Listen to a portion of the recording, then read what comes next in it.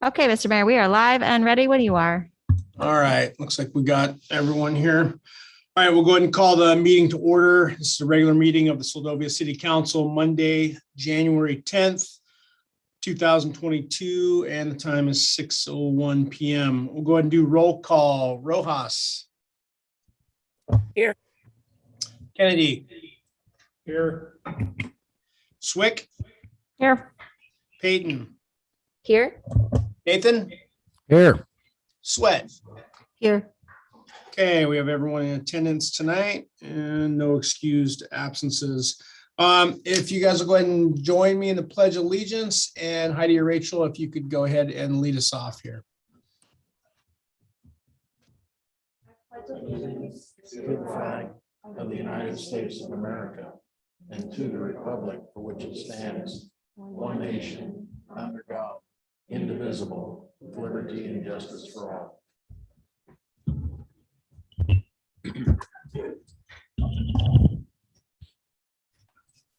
Okay, thank you. Okay, again, item C, excused absences, we have none. We'll go ahead and move to item D, agenda approval. I'll make a motion to accept tonight's agenda. Seconded. Okay, we have a motion to approve tonight's agenda by Rojas, second by Sweat. Any additional discussion before we vote? Okay, all those in favor, Rojas? Aye. Kennedy? Aye. Swick? Aye. Peyton? Aye. Nathan? Aye. Sweat? Aye. Okay, motion is approved. Tonight's agenda is approved. Item E, consent agenda. All items under the consent agenda are approved with a single motion, no discussion, and one vote. A council member may request to remove any items for discussion and a separate vote. Items removed from the consent agenda will be placed under new business. It's fairly lengthy here. I'll go through it quickly. Item 1 is approval of minutes from the special meeting December 13th, 2021, and minutes of the regular meeting December 13th, 2021. Ordinance introduction, we have none. Resolutions, there are a number of them. 3A, resolution 22-21, resolution of the City Council of the City of Seldovia adopting an alternative allocation method for the FY22 Shared Fisheries Business Tax Program and certifying that this allocation method fairly represents the distribution of significant effects of fisheries business activity in FMA 14 Cook Inlet area. Item 3B, resolution 22-22, a resolution of the City Council of the City of Seldovia approving Amendment 1 to the employment agreement between Rachel Friedlander and the City of Seldovia and authorizing the mayor to execute the appropriate documents. Item 3C, resolution 22-23, a resolution of the City Council of the City of Seldovia supporting the continuation of Kachemak Bay Area Chinook Salmon Smolt Enhancement Program in Seldovia by the Alaska Department of Fish and Game, Division of Sport Fish for the year 2022. That's found on page 19. Item 3D, resolution 22-24, a resolution of the City Council of the City of Seldovia, Alaska, confirming the city manager's appointment of Heidi Gagel as the acting city manager for the remainder of fiscal year 2022 and year 2023. That's found on page 22 of your regular packet. Item 3E, resolution 22-25, a resolution of the City Council of the City of Seldovia, Alaska, awarding the Seldovia Upper Dam Periodic Safety Inspection Professional Service Contract to Northern Geotechnical Engineering / Terra Firma in the amount of $4,900 and authorizing the city manager to execute the appropriate documents. Final details to be provided in lay down packet. And resolution 22-26, a resolution of the City Council of the City of Seldovia, Alaska, approving the request for proposals, document number 02-2021 for the improvements to the City of Seldovia's multi-purpose building to prevent and respond to the coronavirus pandemic. That's found on page 32. And Rachel, did you have anything additional you wanted to add or clarify to any of the resolutions prior to the vote on the consent agenda? Thank you, Mayor. You got it just right with 3E regarding the Upper Dam Periodic Safety Inspection contract. It is in the laydown packet on page 4. And you got the firm and the amount right. And just to draw attention to that, the city had budgeted over $10,000 for that service. And so this quote that we got was the lowest bid at under half of what we are anticipating as an expense. Thank you, Mayor. Okay, thank you, Rachel. Okay, does any member Mayor? wish to remove any of those items for separate discussion? And Heidi, did you have something else you wanted to add? Yes, sorry, I apologize No worries. for interrupting, but I would like to note that on the minutes of the regular meeting, December 13th, 2021, there was a typo at the top of those minutes where it says, where it describes the meeting as regular meeting Monday, December 13th, 2021 at, it says 6:15 p.m. and that should be 6 p.m. And then under the call to order and roll call, it should state that Mayor Campbell called the meeting to order at 6:15 p.m. instead of 4:30 p.m. So when the consent agenda is approved, if it could be approved with those notes as made by staff, that would be extremely helpful. Okay, thank you. And everyone got that clarification. A couple additional typos on the top of the regular meeting minutes for December 13th. Those basically just the times, getting those straightened out. Does any member wish to remove any of these items for individual discussion this evening?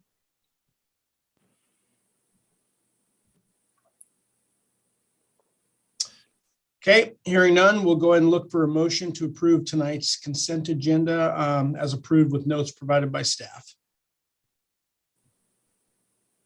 Make a motion to approve the consent agenda with the typo changes made by staff in the Second. minutes. I'll second that. Okay, so we have a motion to approve tonight's consent agenda by Sweat, again with notes provided by staff and seconded by Rojas. All those in favor, Rojas, Aye. Kennedy, Swick, Aye. Peyton, Aye. Nathan, Aye. Sweat. Aye. Okay, tonight's consent agenda is approved. And just, John, you have to make sure during the meeting that mic is real close because I cannot hear barely at all when you talk. So appreciate that. Okay. Item F, mayoral proclamations. Tonight we have none. Item G, public presentation, prior notice. Each presenter has up to 10 minutes. And tonight we have a couple of them. Laurel Hiltz, president of the Seldovia Chamber of Commerce, is up first if Laurel is available.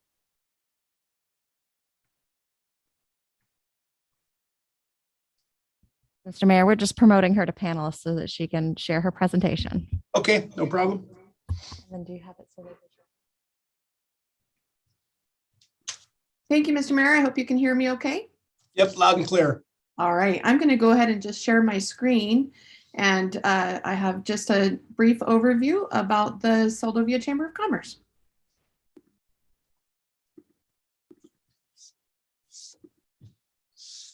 All right, are you seeing on your screen Seldovia Chamber of Commerce serving the Seldovia area? Yep, we are. Excellent. Okay. Well, the Seldovia Chamber of Commerce has been serving the Seldovia area since 1935. Thanks for that information from Darlene Crawford, who's really a local Seldovian historian. And she shared that the folks who initially got the chamber going and were actively involved in the boardwalk being created in the area. So a great rich history for Seldovia. And you'll see that little logo on the left. I apologize for those folks in the room that you might be looking from far away, but there's a little logo that shows the old boardwalk and harbor area, and the modern logo that Kathleen George did with our Seldovia Sea Otters there. So, but just wanted to take a chance to share with you about the chamber and our purpose, why we exist and what we do to support this area. So our mission statement is the Seldovia Chamber of Commerce exists to promote, strengthen, and encourage a thriving economic environment in the Seldovia area. by providing valuable and enriching services to its members, communities, and visitors. And that was adopted in 2013. The organization of the chamber is that it's a 503c6, which is basically what's known as a business league. And it is incorporated with the state of Alaska as a chamber and carries a state gaming permit. We're organized by having oversight of a board of directors, which is 6 members plus the chamber president. And then our general body elects officers. Currently, I am the president, Melody Hall is the vice president, and Darlene Crawford is the secretary treasurer. If we took Darlene's total years of involvement with the Chamber of Commerce, we'd have a number of decades going back into the 60s, I believe. And she has had time as the president of the chamber and the secretary and treasurer. And then also, if we went even further, she's been the mayor of Seldovia. So she's got a lot of great institutional knowledge about the Seldovia area and the Chamber of Commerce in particular, and volunteers her time to keep our books in order and keep us all running. So we really appreciate her. Other organizational information includes the fact that we have active committees that organize different events throughout the year and also help with supporting the efforts of the chamber. Tim Dillon chairs our Human Powered Fishing Derby. Daisy Berbecco is our 4th of July chair. John Kennedy oversees fundraising. I'm the marketing chair, and Susie Stranick is in charge of beautification. Our membership is made up of business and individual members. We don't charge too much. It's $75 to be a business member and $25 to be an individual member. And so we encourage anybody to be a part of that. And right now we have 50 to 55 business members and a few individual members as well in there. And those folks are all based in the city of Seldovia, the Seldovia Village, in Homer, and in places beyond. So examples might be Mako's Water Taxi. They're going to be a member of the chamber because they serve this area and they take an active role in what's going on in our community and how we do business.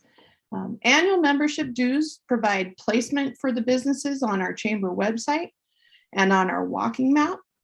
And it also gives those members voting rights in general meetings.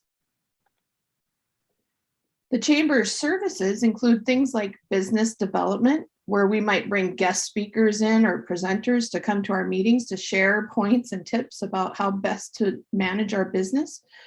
Also connection with other businesses and other chambers and other folks out there who are doing similar type of work as folks here are.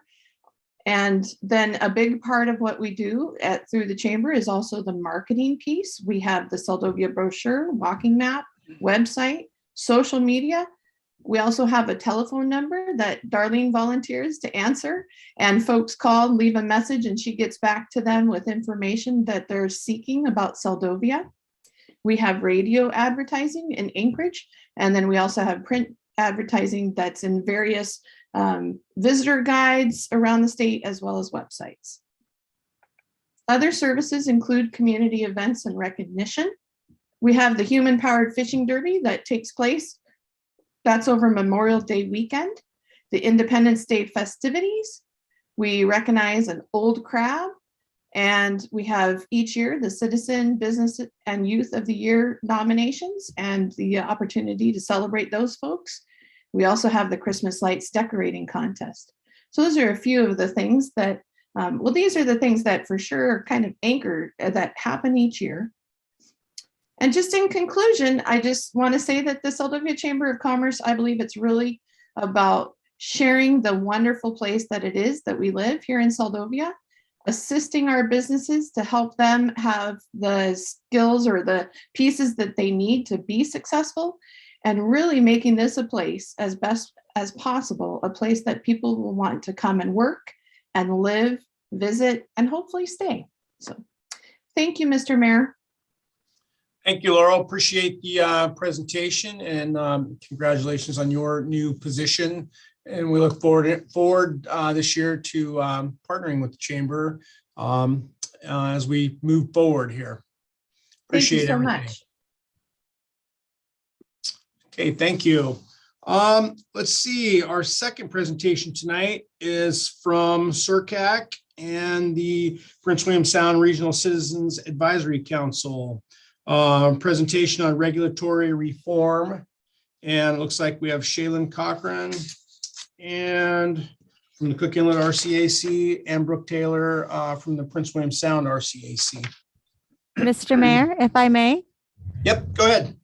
we actually have Walt Sonnen here in the room as the Seldovia representative for Cook Inlet Regional RCA or the Cook Inlet RCAC, who would like to introduce. Yep, you bet. Please. Perfect.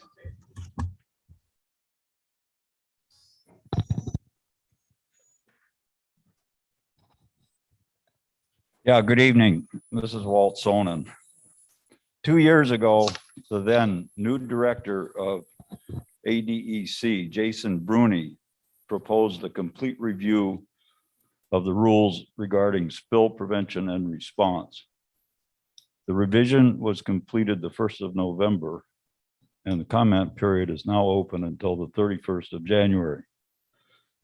Much of the fears held by the two RCACs were allayed, as the revision does not significantly weaken the rules themselves. However, the points covered in the resolution being presented tonight addresses several points that we feel need clarity and/or strengthening.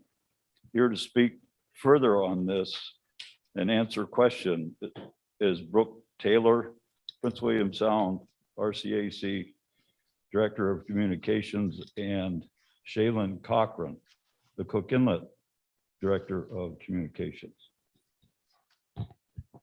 Thank you. Thank you all.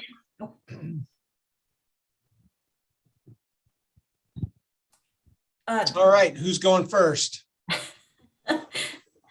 This is Brooke Taylor with Prince William Sound RCAC. I'll just start out by thanking Walt for the introduction. That was a very good, succinct overview of the situation.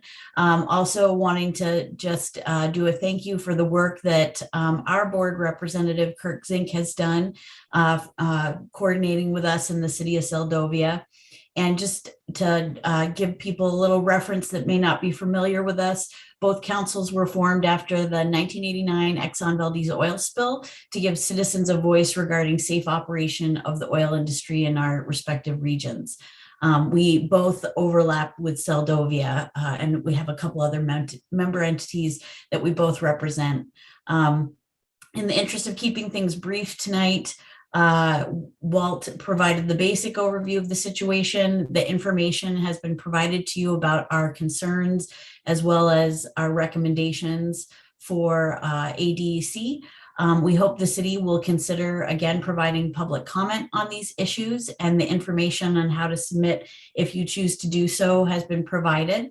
For anyone listening that might be interested in more on these issues, they can find information at our website. Go to www.pwsrcac.org. There's a big yellow banner on the homepage about submitting public comments, and they can click for the information you've received on there as well. And we just wanted to make ourselves available tonight for any questions that you may have on the concerns and any other information you might need. So if Shaylin had anything he wanted to add, I'll hand off to him.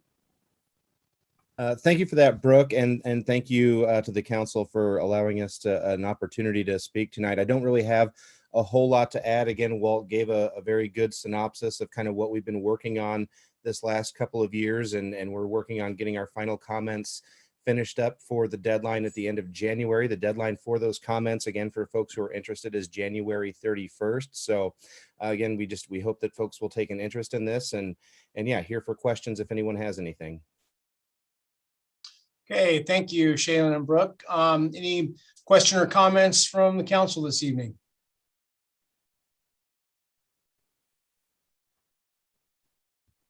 And Mayor, if I may, Yeah, go ahead.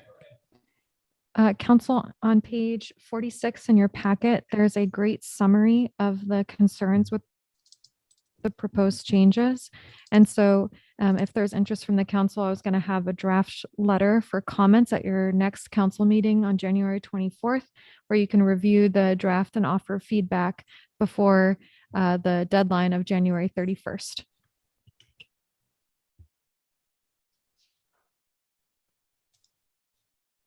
Mr. Mayor, if I may. Yeah, go ahead, Vivian. Yeah, looking through the top concerns and recommendations, I would ask the group that's here tonight presenting, how do they feel this is going to go over with your recommendations? Do you feel like you're going to be heard and perhaps these will go forward? And that's a question to anyone of the three. I can take a first stab at that, and then Walt and Shaylin, if they want to jump in with anything else. We feel our requests are pretty reasonable. We think we have very sufficient justification for why our concerns should be addressed. And we are hopeful that they would be seriously considered. The more weight that is put towards them with supporting comments from the public will, of course, be of assistance in this.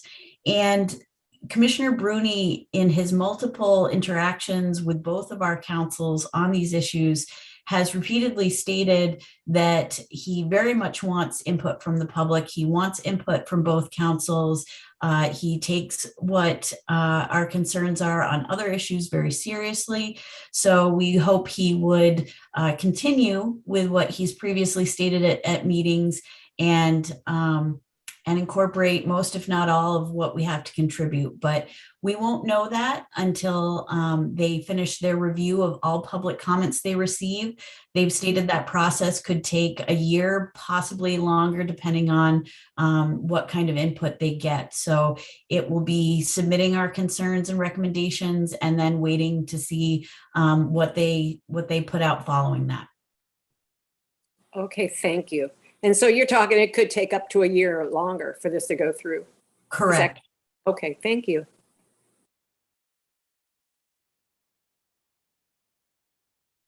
Anyone else Mr. from council? Mr. Mayor? Yep, go ahead, Bobby. Yeah, I have a question. So what is the reasoning for them to reduce the number of oil spills and exercises? So the reason I can't totally speak to their reasoning for doing it. The justification for their changes wasn't really stated with the proposed changes, but what is going on with current regulations, it is connected to different size plan holders. So currently very small plan holders are not required to drill annually. And in fact, this proposed change of once every, a minimum of one every 5-year cycle for some small plan holders would be an increase. It would be an improvement. But for the large plan holders, the oil industry groups that CERCAC and our council are citizen advisory for, if it's held to kind of this minimum that they're proposing, it would be a drastic decrease in drills and exercises. And there's potential for that. So we want this to be addressed and these new minimums to be put in place so that it's both an improvement for these small plan holders, what we think they're trying to address with this proposed change, as well as ensuring that there's no decrease from large plan holders like the ones that we advise. Thank you. Thank you, Bobby. Thank you, Brooke. Anyone else from council? I had a quick question on number 6 in terms of where it says Article 4 revised as revised fails to incorporate the language holding operators to all state and federal regulations. Is that any idea they're behind their reasoning on that one? That one's a little interesting to me, why they would do that. I can jump in on that, Brooke. That's really just that's just sort of housekeeping language. It just makes sense when you're going through this sort of regulatory language. You know, if the regulations apply to the state at the state level. They're likely going to be the exact same, if not more stringent at the federal level. So just having that clear language in there that everything is sort of the same across the board, whether it's state or federal regulations, was important to us. And that's part of, again, that kind of push toward making sure that all of these regulations, as they're rewritten and revamped, are very clear. So there's nothing really behind that a whole lot, except for just, again, clarification. That's a big push for us in submitting a lot of these comments. Okay, yeah, I was just wondering so it hadn't been, basically it wasn't completely cleaned up on their end then, on the state's end. Correct. Okay, thank you. Any final questions for the panel tonight?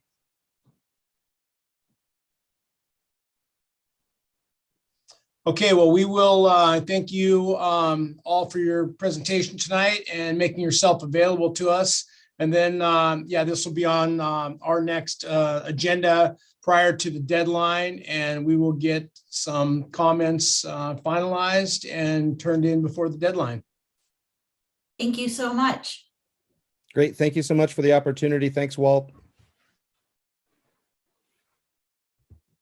Okay, thanks, Brooke and Shaylin. Appreciate it. And thanks, Walt and Kirk. So for continuing to serve and keep our community informed and posted on what's going on here. So, all right, thanks, everyone. We'll go ahead and move on to item H, public presentation for items not on the agenda. And do we have anyone? Looks like we have Laurel Hiltz with her hand up. Yes, Mr. Mayor, you can hear me okay? Yep, loud and clear. All right. Well, another note from the Chamber of Commerce is that we'll be having a meeting on this Thursday at noon. It will be hosted by the Linwood, in terms of we're able to go there and they're opening the kitchen and we can order our lunch and have a great meeting. So really looking forward to that. And Stephanie's trying to fly down on Wednesday, weather permitting, to join us. She's donating a gift certificate that we'll be able to do as a door prize for people in attendance. So if you're there, get your name in the hat.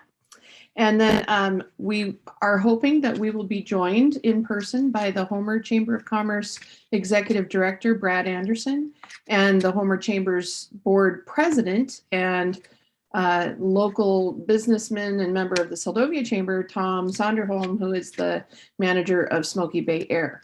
So we're really looking forward to having them join us on Thursday. So that'll be happening. And then Seldovia Village Tribe is gearing up with plans for Coming Home 2022. So our first Coming Home reunion events took place in 2007. 10 years later, in 2017, a whole lot of folks at that reunion said they'd really like to see it happen a little bit more frequently, because sometimes in 10 years, people can pass on and we miss the chance to connect. So we heard that and responded by coming up with 5 years later. So 2022, and the events will take place from June 30th through the 4th of July. We've got a planning meeting coming up on Monday, January 17th, 12 o'clock in the Seldovia Conference Center, and lunch will be provided. And any folks who aren't able to join us in person will have a Zoom link provided. So those are just a couple of things going on locally. Thank you, Mr. Mayor. Thank you, Laurel. Appreciate that. Anyone else, Heidi, either in the room or with the hand up? I'm not seeing anybody else at this time, Mr. Mayor. Okay. Item I, committee and advisory board reports. I don't see any scheduled for tonight. Item J, administrative reports. None. Item K. Mr. Mayor, Yep, go ahead. if you go to the laydown packet, there actually is, we didn't get it on the agenda, but it is in the laydown, the Chief of Police's monthly report for November 16th, 2021 through December 15th, 2021. It's on page 3 of your packet, laydown packet. Okay, yep, I did see that.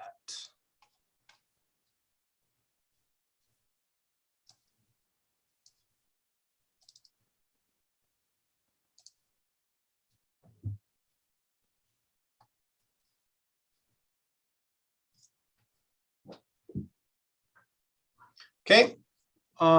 Short and sweet. Looks like Clayton was able to get out for a little bit of vacation there, and it looks like 22 total calls for service, 17 inside the city, 5 outside of the city. So those numbers look good. Looks like that's hopefully working with the strategy out there. Any questions for the chief? Well, Mayor, I have one more thing. Okay. So yesterday was National Law Enforcement Appreciation Day. And so as a small token from the city of Seldovia, we wanted to officially brand you as our police chief with yet another thing you can hang on your wall. So thank you so much, Chief, for all of your service this past year.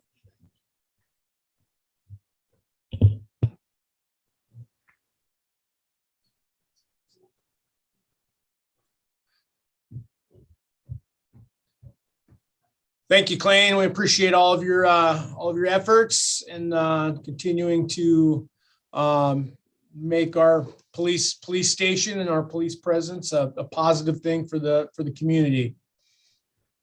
Mr. Mayor, Yep, go ahead. I see that the computer is still not up and running. Can we have some kind of action on that? I mean, what are we waiting for to get the computer up and running? It's a great question through the mayor, Councilmember Nathan. Our finance officer and Chief Hawkins and the Alaska State Troopers have been working with our IT team because we're not their only client. Our IT team has a lot of demands from other cities on them, but they know it's a top priority for the city. And so I think they're trying the best they can to get the software uploaded to the new computer. And this IT team is the ones from Juneau? Correct. Can we not find somebody closer to deal with our stuff? Seems like we've been waiting to get this thing up and running for a long time. Yes. So we just got the laptop, I think last month, was it, Chief Hawkins? We just got it within, oh man, last few weeks. But we've just been waiting back from IT guys to get together. So I have the hardware, I need the software to be installed. And we just got to have the IT people do that. Right. And you'd And that's also not need, in, the reason that's not in the computer showing we didn't have it is when this was printed out, we didn't have it then, but we have received it now. right. So we didn't have that computer since December 15th. So it's still pretty new in our possession. You know, Chief Hawkins had to do a trip to Anchorage to get special clearance as well for the software. So we're getting there. It's been years in the making, Councilmember Nathan. All right. Thank you. You bet. Yeah, I don't think a whole lot of work got done during the holidays here. So hopefully they'll get back to task here now that everyone's back to work. Okay, we'll go ahead and move on to item K, public hearings. The first one tonight is K1, ordinance 22-08, an ordinance to the City Council of the City of Seldovia, Alaska, amending Seldovia Municipal Code 2.52.040 sick leave and Seldovia Municipal Code 2.52.032 and Seldovia Municipal Code 2.52.030 holidays. This was originally introduced on December 13th, 2021, and we'll go ahead and presentation by staff. Thank you, Mayor. So ordinance 22-08 does a little bit of housekeeping as well as create a new benefit for city employees. To give a quick bird's eye view of the ordinance, the city currently does not give sick leave to its employees. So if an employee was out sick because of the coronavirus, or they had to take a loved one to a medical appointment, they'd be using paid time off or vacation time in order to do so. So in an unprecedented time when we're trying to encourage employees to be proactive about staying home when they're sick, as well as being a remote rural community off the road system in which people have to travel for medical care, this ordinance for full-time employees only would create a sick leave bank. The sick leave bank would not be something that's cashed out or transferable year to year. It would be 1 week's worth of time for an employee. So as of now, we have employees that work either 37.5 or 40 hours a week. And so every January, an employee based on their status would receive a sick leave bank from the city, commensurate to 1 week's amount of work. That could be used for not only their sick or health issues, but also for family. So that's one of the central component of this ordinance. It also does a little bit of housekeeping because Seldovia Municipal Code addressed a leave issue from back in 2007. It said that leave shall be utilized in accordance with the rules pertaining to sick leave on June 1st, 2007 for any accrued sick leave that was remaining, and the city doesn't have any employees that pertains to. So this ordinance also removes that section. And then finally, it codifies the code more clearly so that you can tell, let's see, if you go to page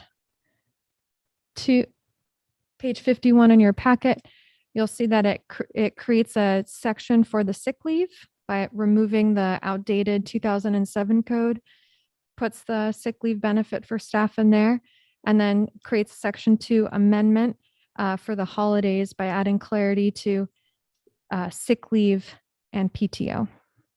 I hope that makes sense. I'm here for questions if you have any. Thank you, Rachel. Yep, we'll go ahead and open it up for council discussion. Anyone from council with any questions or comments?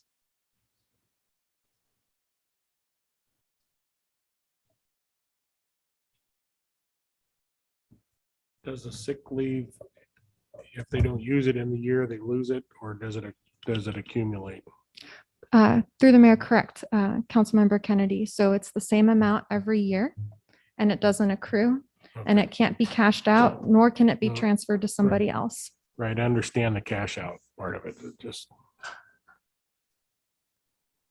so there's no cap involved, no, they don't accumulate it annually. Correct. Okay.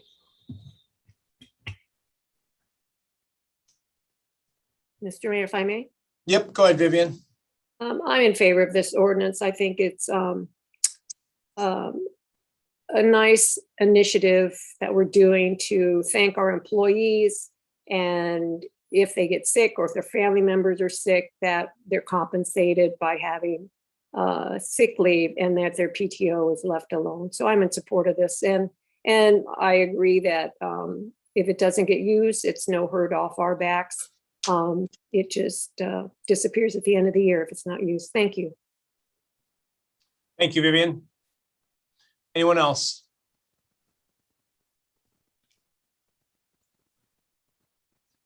I'll just add a quick comment. Yeah, I appreciate the iTunes support of this, and I appreciate the way this is written with the basically the use it or lose it and the inability to accrue, more than before it start off with 40 hours and that's all you get, and then it gets replenished at the beginning of every year. I think that's a good fail safe for the city in terms of budgeting and any long-term liabilities. So thank you for putting some thought into that, the way that was written. So I'll definitely be in support of this.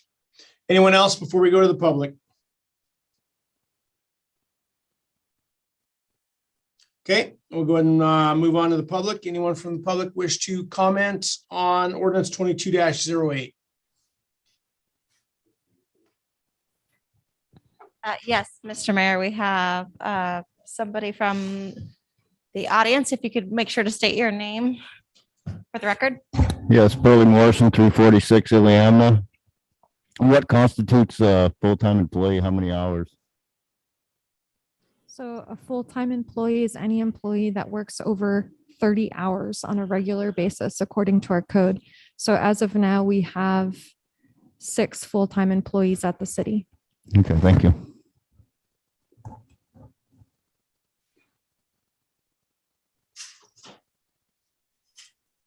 Okay, anyone else?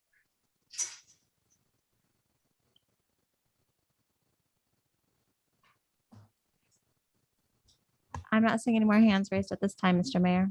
Okay, we'll go ahead and bring it back to council for final action disposition for ordinance 22-08.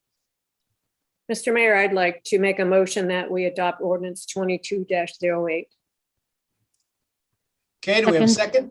Okay, we have a motion to adopt ordinance 22-08 by Rojas, second by Sweat. Any additional discussion before we vote?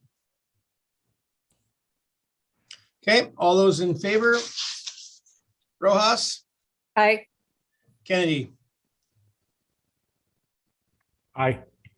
Swick, Aye. Peyton, Aye. Nathan, Aye. Sweat. Aye. Okay, motion passes 6-0. Ordinance 22-08 is passed. Item K2, ordinance 22-09, an ordinance of the City Council of the City of Seldovia, Alaska, amending Seldovia Municipal Code 5.35.040, application for a business license to coincide with the FY 2022 Seldovia fee schedule. This was originally introduced on December 13th of 2021. This will be found on page 65 of your packet. And if we could have presentation by staff. Yes, thank you, Mr. Mayor. So this came about when we were getting ready to send out our new app business renewals for the FY or the 2022 calendar year. During the application process, it was discovered that the fee schedule had been amended or that had been approved for FY 22 at a higher fee than what was in the code, which is okay because that fee schedule has a repealer in it. You'll see on one of the whereases on 65 that it has a clause in it that speaks to that it will override any previous, it says it on the second whereas, repeals any portion or any section of any existing effective ordinance which conflicts with actions of ordinance 21-12A. So that's the overriding ordinance, and the fees adopted in that fee schedule are the overriding fees. But we have been working over the last several years to clean up our code by removing any sections of code that specify a fee in them, to just have them refer back to the Seldovia fee schedule so that everything is clear and consistent. So you'll see in this ordinance that it does that on page 66. It just, that section C, it removes from C1 that it was $30 per license, and now it's as provided in the most current and approved Seldovia fee schedule. And then also will, for the fee per license for an application submitted after the due date shall will also be provided in the most current approved Seldovia fee schedule. And then the other change it makes is, this is something that we did during the pandemic because, and I know we're still in the pandemic, but for 2020, it was really uncertain what businesses would be able to provide services in the summer, especially B&Bs and season, those seasonal businesses. And then that carried through to 2021. So with the state of things, we had in our letters that we sent out for business renewal, had asked for businesses to provide that renewal by May 1st if they were going to operate for the summer. And that seems to be a little bit more flexible and easier on the seasonal businesses. So it also makes that amendment at the top of the page that, and the renewal application is due no later than May 1st instead of April 15th. And then there is, for your guys' reference, the ordinance 21-12A that follows that page from the fee schedule that speaks to the City of Seldovia business license application fee, which is $35 now, unless it's late, and then it's $70. And of course, that's plus sales tax. So following up page 69 is that updated application with that information in it.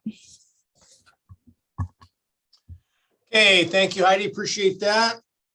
We'll go ahead and open it up for council discussion. Questions or comments from council?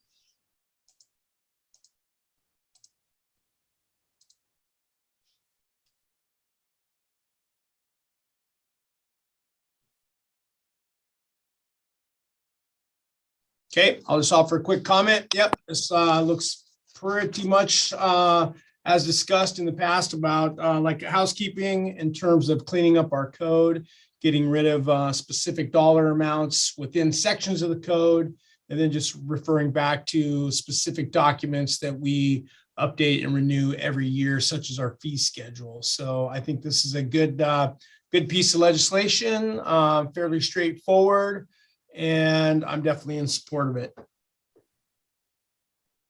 Anyone else before we go to public?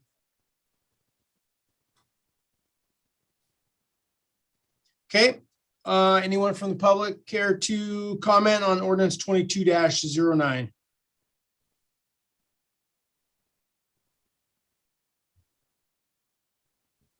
I'm not seeing any hands raised at this time, Mr. Mayor.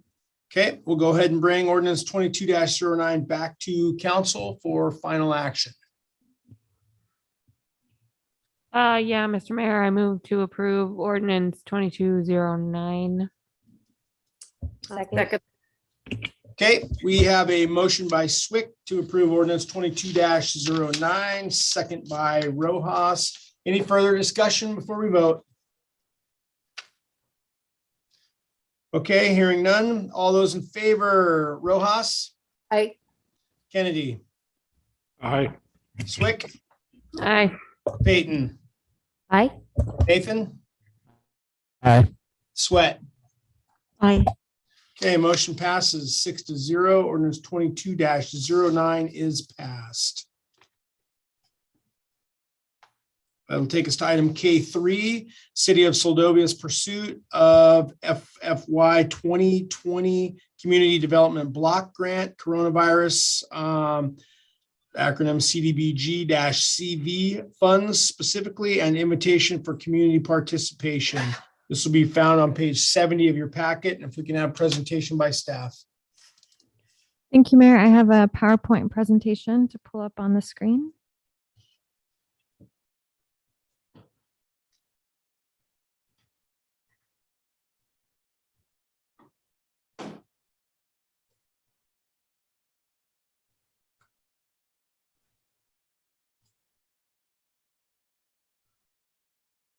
Okay, so City of Seldovia Community Development Block Grant Overview.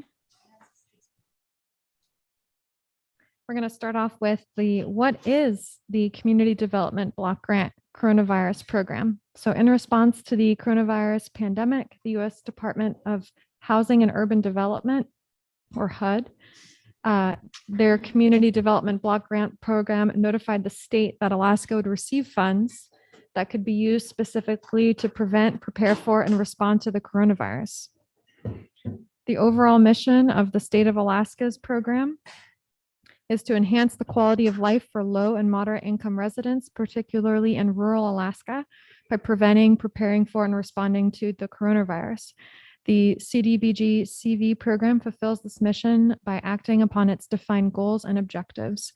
So nationally, because we receive this money from the federal government as a state, the goals of the program are to provide financial resources to communities for community development, including building and improvements of public facilities used to prevent, prepare for, and respond to the coronavirus, ensure that the state's community development block grant funds will be used to principally benefit low and moderate income persons. So in order to qualify, the benefiting population of the grant, which would be all of Seldovia residents, must be at least 51% low and moderate income persons. And in 2018, through a city-to-city issued, Seldovia was determined to have a 62.5% low and moderate income persons composition. So that means that we can apply for the grant, but I also thought that was a really good statistic to share with the council as of 2018. So again, to continue on, what is this funding opportunity? The CDBG-CV program will provide funding only for community development projects that prevent, prepare for, and respond to the coronavirus. This program targets buildings and improvements, including public facilities that prevent, prepare for, and respond to the coronavirus. So I'm sure you guys are catching on to a theme here. They're competitive single-purpose project grants. You can apply for a maximum of $850,000. Planning projects are not acceptable. So if we wanted to hire an engineer or an architect to redesign something, that would not count. and projects must be 80% complete by June 2023. What can the funds be used for? The funds can be used for community development projects that again prevent, prepare for, and respond to the spread of the coronavirus. So by law, use of the funds for any other purpose is illegal or unallowable. Here is a list of eligible activities to give you an example about what the state is looking for. So you can use the funds to reconfigure interior space to reinforce social distancing, improve ventilation systems, improve temperature, humidity, and air quality sensors to reduce airborne transmission. You can put standalone sinks or hand washing stations in. You can do technology improvements to support remote access. And there are more examples, more in-depth examples in pages 74 through 76 of your packet tonight if you want to have more context for what is an eligible activity. So what is ineligible for this funding opportunity?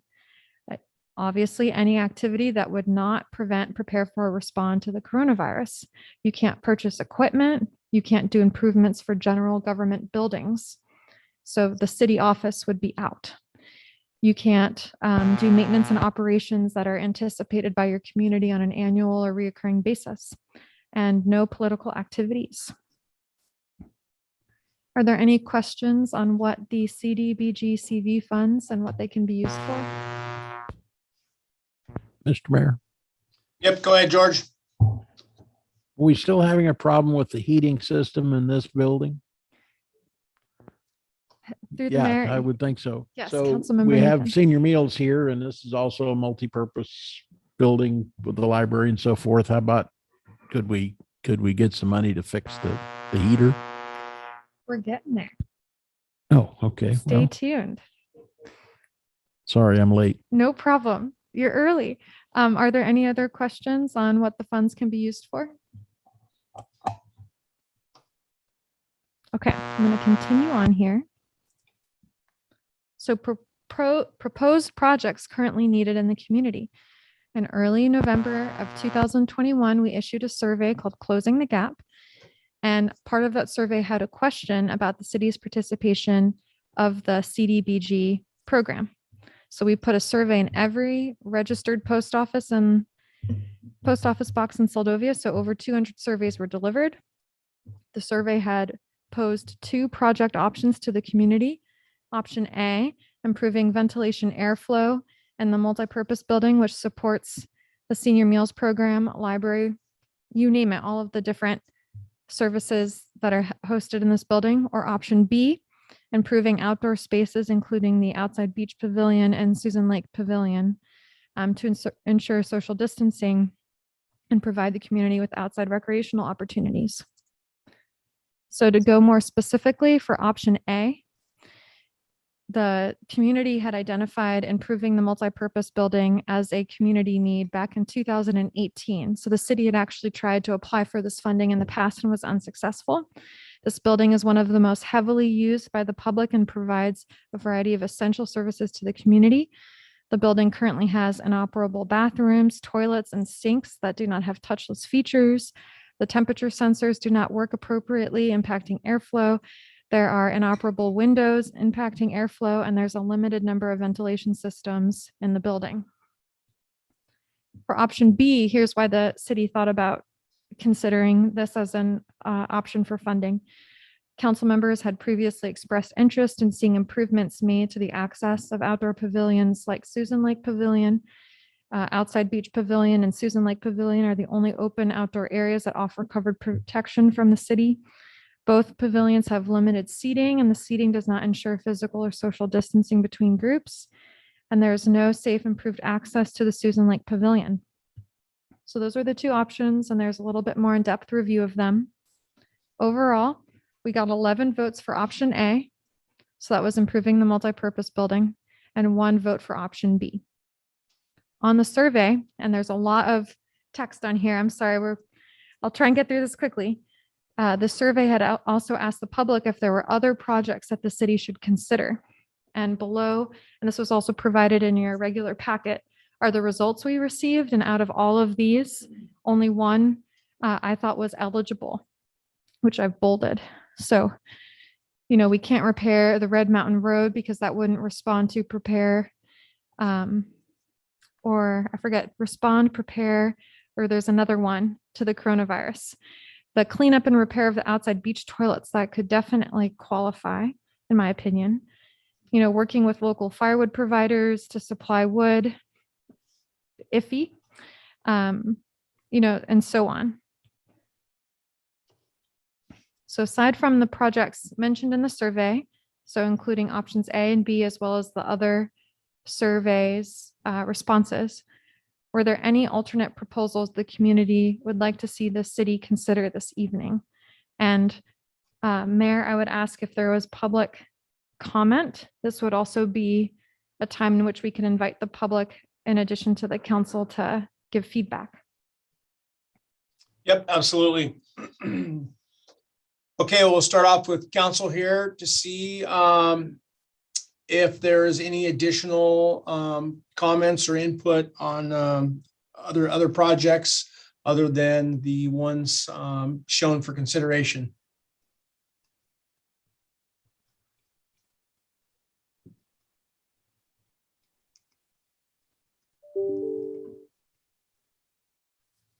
All right, Mayor, I'm not seeing anything on my end, so I'll just continue. Okay.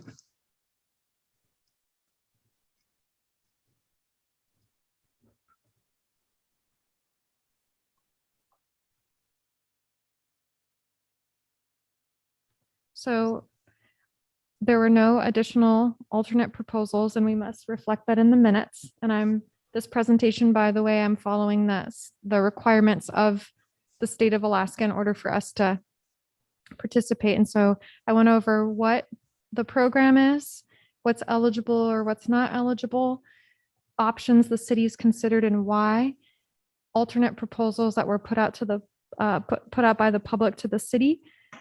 And we didn't receive any additional feedback. And so I have two questions for the council this evening. First question is, does the Seldovia City Council still wish to see the city pursue a submission to the CDBG CV program? Mr. Mayor, if I ask? Yep, go ahead, Vivian. Yeah, what sort of time are we talking about? And I think we discussed this before, but if you could refresh my memory, staff time, et cetera, to go forward with this. And I think on a side note, I think the multipurpose room is probably our best avenue to go with. It is used heavily by our community. It seems the optimum strategy to go for. But could you refresh my memory how much staff time we're talking about going through with this and the process, please? You bet. So on tonight's consent agenda, council passed a resolution approving the RFP for construction firms or general contractors to bid on doing the improvements because the city does not have the capacity to do all of the improvements in-house. And that, I think, was one of the ways we were denied funding back in 2018. So the RFP closes on January 17th. Depending on if we get bidders or not, that will determine if the city can participate. If we do have an eligible construction firm who's interested in doing the improvements on behalf of the city, the deadline for the grant, I believe, is February 4th. And so for the next 2 weeks, we would be completing the application materials. The contractor who submitted the successful bid will have already done the bulk of the work for staff. So they'll have done things like price estimates, quotes. They'll have the insurance. They'll have looked at Davis-Bacon wage requirements because this is a federally funded project. So we have to do Davis-Bacon wages. They'll have done a lot of the ground truthing to the requirements. So I would say, Councilmember Rojas, it would be 2 weeks of fierce multitasking in order to meet the February 4th deadline. Yeah, it sounds like it. And the RFP would go out for specifically what we know can be done in the building. What's coverable. Correct. So the RFP that was on your consent agenda tonight looked at having someone come in to replace windows, fix air ventilation by improving the temperature sensors in the building, and make our bathrooms touchless as well as the inoperable bathrooms operable. Okay. All right, thank you. Yeah, Mr. Mayor. Yep, thank you, Vivian. Go ahead, Bobby. Yeah, Rachel, could you refresh my memory too? Didn't we discuss this before, that maybe we weren't going to do this after all? Through the mayor, that's an excellent question, Councilmember Sweat. So there was 2 community development block grants. There's the regular one that they put out. And then there's this one that's special for COVID. Oh, So okay. so we would have normally not had access to this funding, but because of the pandemic, and I believe this funding came out of that infrastructure bill, Oh, the okay. state got this money from the federal community development block grant funding. So the state is now issuing it Okay. special for the So this is a little coronavirus. different than the other one, Correct. obviously. Okay, Correct. okay, I've got a little, confused as usual. Okay. Mr. Mayor, Yep, go ahead, George. wonder what we could do to make this as attractive as possible for somebody local. I'd sure like to see a local guy get this job if we can get the grant. Maybe I don't know what we could do. Maybe if it was possible to divide this into 2 separate things so that a smaller guy could maybe realistically look, some sort of a partnership. I don't know. Maybe somebody else has got some ideas of that, but it seems to me it would be good to encourage a local guy in some kind of way. For sure. So through the mayor, Councilmember Nathan, the RFP was printed and mailed out to all registered contracting construction firms in Seldovia that had a business license registered with the city. So they received it in the mail directly. So we were trying to encourage local bidder participation. And then the RFP, the way that it's drafted, someone can also subcontract out work. Very good. Thank you. You bet. Thank you, George. Anyone else on council? Yeah, Mr. Mayor. Yep, go ahead. Yeah, so when did those go out?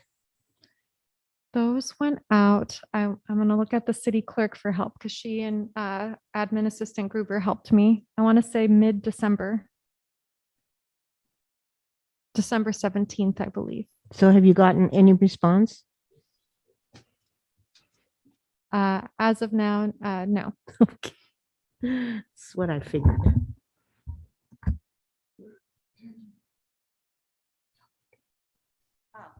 If I may, Mr. Mayor. Yep, go ahead, Heidi. No response, no proposals have been given to the city yet, but we did have one gentleman come over from Homer and take a site tour of the building along with Miss Gruber and Miss Jant Peterson. Very informed individual with a bigger company that services a lot of areas, including the hospital across the bay from Homer. And he also spoke to that the RFP showed a preference for local hire and that he could include that as part of the bid package potentially. So one person interested. I'm just always curious as to why we can't get anybody local, to take on a job like that. Which goes back to what you're saying. How could we make it? But I don't think you can do that because you have to have people that are licensed, and a lot of the little guys, aren't. So that right there leaves them out. Anyway, okay, thanks. Okay, thank you, Bobby. So Rachel, you had your first question. The first question is whether or not we want to pursue, correct? Correct. So does the council still wish to see the city pursue a submission to the program? So if someone would like to make a motion or not make a motion, that would be great. Okay, do we have, well, let's do this. Let's get the feedback first and then we can, because we still have to we'll still have to go to public comment. So do I hear is there anyone that has an objection to moving forward with participating in the community block development grant application for the coronavirus funds? Okay, I so have I'm one- not, I have Go one more ahead. question. Sorry. So the amount of time it would take you to prepare for this grant, is that going to, be an inconvenience and hinder you guys from doing your other stuff? Through the mayor, council member Sweat, it'll be in addition to all the other tasks that the city has, but we can make it work Okay. I as mean, long it as would we have be- a viable person who participates in the RFP. Yeah, I mean, it would be worth it to try to get it. Okay, thanks.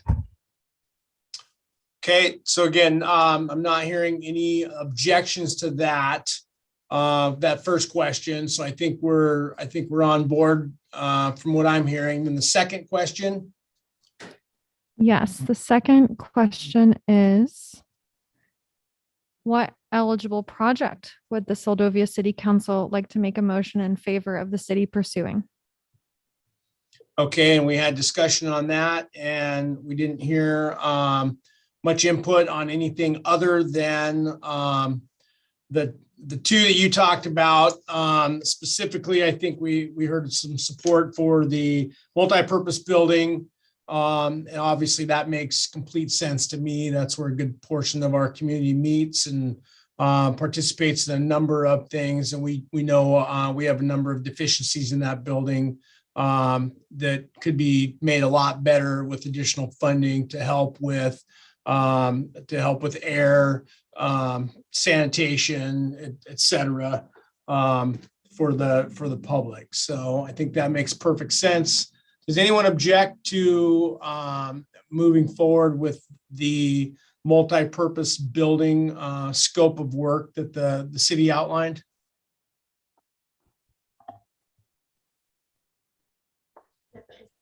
Okay, so I'm not hearing any objections to that. So I think in terms of those two questions, you've got input on that. I think what we should do then is go to public comment and then come back for a motion, if you're okay with that, Rachel. That sounds great, Mayor. Thank you. Okay. We'll open it up to the public. Is there anyone in the public that wishes to comment on pursuit of the community block development grant, specifically for the coronavirus funds, either in council or online?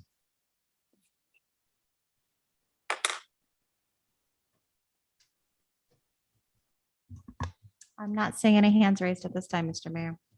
Okay, we'll go ahead and bring it back to council.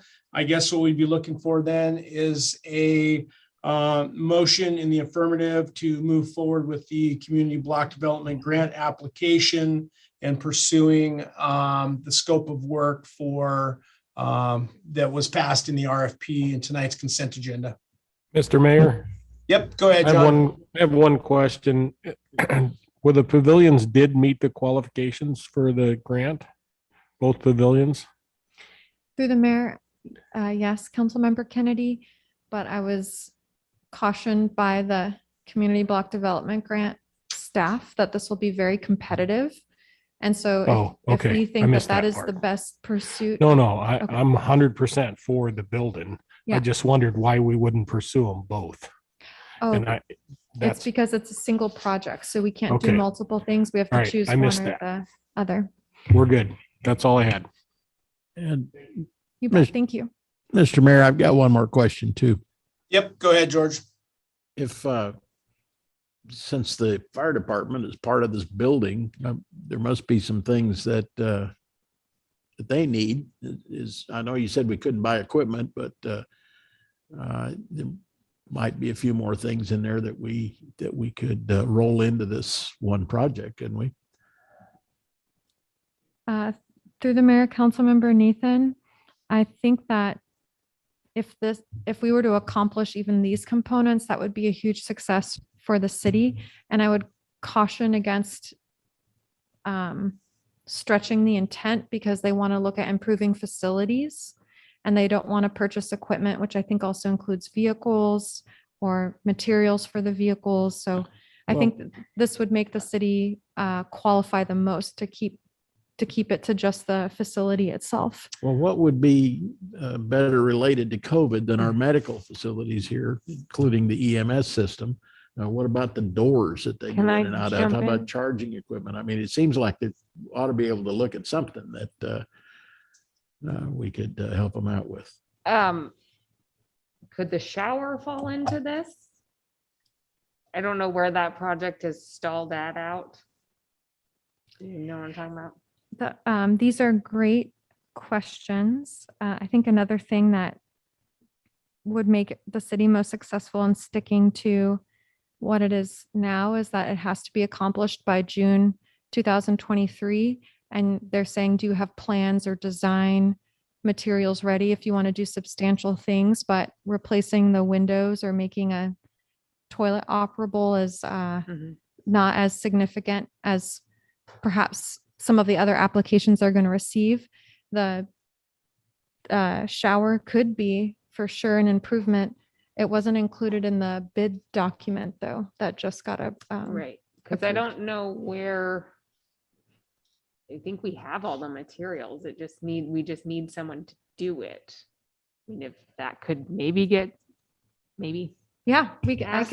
I can look at that for sure. And I don't know if that was part of a different funding. It was with is the that first, gonna with the first conflict? corona. I don't know, Yeah. but anyway, If I can say Would something be. to that, the problem with that is, again, the holdup was getting somebody to do it. if they're gonna be replacing toilets, they should be able to Oh, put a yeah, shower no, in. yeah, it would be great if we could include that, but that Right. was originally why it never went Right. anywhere. Yeah. Well, and that might be enough, enough added scope to make it a little bit more attractive if you have to have a mechanical contractor, perform some of that work. If you're already dealing with one bathroom, maybe it's, doing a second bathroom or instead of two bathrooms, making it three bathrooms. Mr. Mayor, if I may. Oh, Yep, go ahead, Vivian. yeah, I was just about the fire and EMS department. I think the ventilation system in there and filters would probably fall under this application. I think that's one area that, I don't know if that's been looked at, but ventilation and filtering in that building, I'm not sure what is in there right now, but seems like it could be thrown into the loop. But, okay, thank you. Thank you, Vivian. So I think, I think you're hearing where we're going with this. Just trying to maximize, the same types of scope of work within that same building and not get too sideways outside of the parameters or do something crazy that's going to knock us out of the running.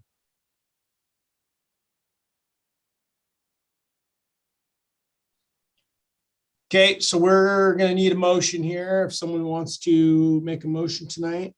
Yeah, Mr. Mayor, I'll make a motion that the city pursues a submission to the CDBG CV program.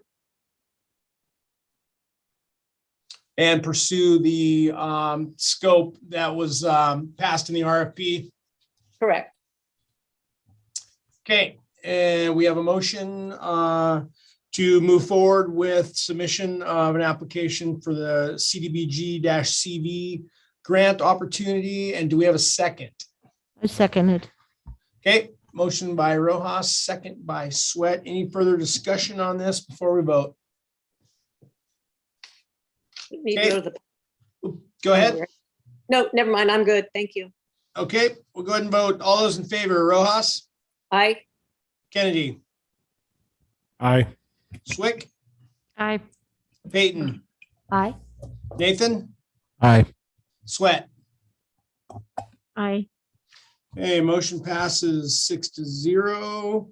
So we will move forward with the submission of the community block development grant application specifically for coronavirus relief improvements. Did you get enough out of that, Rachel? Absolutely. Okay, appreciate that. That takes care of all of our public hearings. We'll move on to, let's see, 7:15. Yep, let's go ahead and tackle this one. Item L, unfinished business, discussion 2021 variance request, Blodgett. This was postponed from the December 13th, 2021 regular meeting, and this will be found on page 79 of your packet. And staff can go ahead and present if you have additional information. Thank you, Mayor. I have a presentation for this agenda item, and I'm going to share my screen. And the applicant is also in the virtual audience, and so we can hear from Mr. Blodgett. I hope we can hear from Mr. Blodgett after the presentation. Okay. So as the mayor mentioned, initially, this discussion was scheduled at the Planning Commission on December 13th, but because we don't have quorum or enough planning commissioners, the council is now serving as the Planning Commission until we can get enough members. So you're going to see if there are more Planning Commission type items that need direction or input, you're going to be seeing more of those in the future. So this is a complex proposal. This is only a discussion and a presentation of the material. Staff's limited expertise and capacity concerning all aspects of this project required securing the city attorney's review of the proposal. And staff appreciates the applicant's patience and the city staff's review of the application materials thus far. So to ground truth you, the yellow illuminated box, that's the parcel in question. You can see the fuel farm up here, English Drive, and then the city offices are just down here. Here's the proposal by the applicant for the development of lot 27A. So again, here's the tank farm. Here's lot 27A. It's not perfectly rectangular. It's slightly, I don't know what shape that would be. And it's zoned residential general district. So you can see here what the applicant is proposing. They want to build to the lot lines for their home, which is a little over 1,000 square feet, as well as have a covered deck area. And because of this particular zoning, you have to have off-street parking. And so the applicant is also proposing to take right of way, which initially staff thought was state right of way, but is actually city right of way that is being used for Mermaid Park, and develop that into parking. So it's just to give you a quick overview of the project. In 2011, the applicant came before the Planning Commission to discuss the development of the same lot. The minutes and memo are provided on page 147 through 152 of the packet. Those, I'm sorry, I didn't catch that update. Those pages could be different, but I'll have a screenshot of those minutes in just a sec to show you what was discussed. So during those meetings, the commission requested a reason for the variance because the applicant was requesting a variance as well as a survey. And additionally, at those meetings, there was concerns about lot 27A's use for private residence when there were ground lease documents showing it was intended for the Denali Commission project. So here's a screenshot of the Planning Commission meeting minutes from the city clerk in 2011. And it states towards the bottom here, if the Seldovia Fuel and Lube is successful in acquiring lot 27A, then it shall become part of the premises described and leased under this lease. So it's supposed to become a part of the project. And then overall in 2011, the Planning Commission and city thought at the time it is recommended by the city that a variance for 0-foot lot line setbacks cannot be allowed in this situation. And granted, the development of the lot was slightly different than I think what we're seeing this evening, but that was still the overall recommendation of the city back in 2011. So here's a screenshot of the 2006 ground lease. There's two different versions of the lease, one that is held with the city and one that was held by the Fuel and Lube. And in both lease documents, it states if this organization, so the Fuel and Lube or the city, is successful in either acquiring or leasing the lot, then it shall become part of the premises described in and leased under this facility lease. So I think that's what held up the city in the past, was well, this lot was supposed to become a part of the project, but the Seldovia Fuel and Lube deeded it to the Blodgett family. So I think there was some confusion there as to how that was able to happen. And so here's the quitclaim deed showing that transfer. So Seldovia Municipal Code, Title 18.32 for the residential general district zone. So here are some areas to focus on regarding this proposal. Code has a minimum lot size and width. It says that the minimum width has to be 5,000 square feet for a structure containing one dwelling unit. So this would have one dwelling unit, and the current lot size without considering Mermaid Park right away would be 0.05 acres or 2,178 square feet, which would not meet the minimum lot size and width requirements. Additionally, parking spaces. So code requires for this area 2 off-street parking spaces, each measuring 20 by 10 feet for each dwelling unit. So if the applicant was unsuccessful in getting the vacation of the right-of-way from the city in conjunction working with the borough, they would not meet the parking requirements. The zoning district does require a lot coverage percentage. And so the city clerk determined with the applicant that the proposal would meet that requirement. And then building setback. So without a variance, the applicant would not meet the building setback requirements. So they're planning to, or have proposed to build up to the lot lines on 3 sides of the parcel. So the applicant is requesting a variance so that they can do that. And so according to our code, a variance is the relaxation of the development requirements of this chapter. So chapter 18, to provide relief when the literal enforcement would deprive a property owner of the reasonable use of his or her real property. But there are conditions in order to get a variance. And one of those conditions is financial hardship or inconvenience shall not be the reason for granting a variance. So the applicant agreed and provided a written response to show that they meet the conditions in order to be granted a variance. And the variance requested was the 0-foot setback to overhangs, on northwest and east lines, as well as a 6-foot setback to overhang on the southwest corner to English Drive. Additionally, the proposal again doesn't meet the requirements for parking. So areas to focus on regarding this proposal. As mentioned earlier, financial hardship or inconvenience cannot be the reason for granting a variance. And so a written response from the applicant to the city concerning the variance request says that current zoning code setbacks would preclude the construction of an affordable, adequately sized single-family home. Using current setback and parking codes, this lot is not financially feasible to build any residential structure. The lot being bordered on 2 sides by fuel farm structures, then having 2 separate platted streets also bordering along with Main Street makes this a unique and very challenging property to develop as a residential property, let alone who else would build below the tank farm.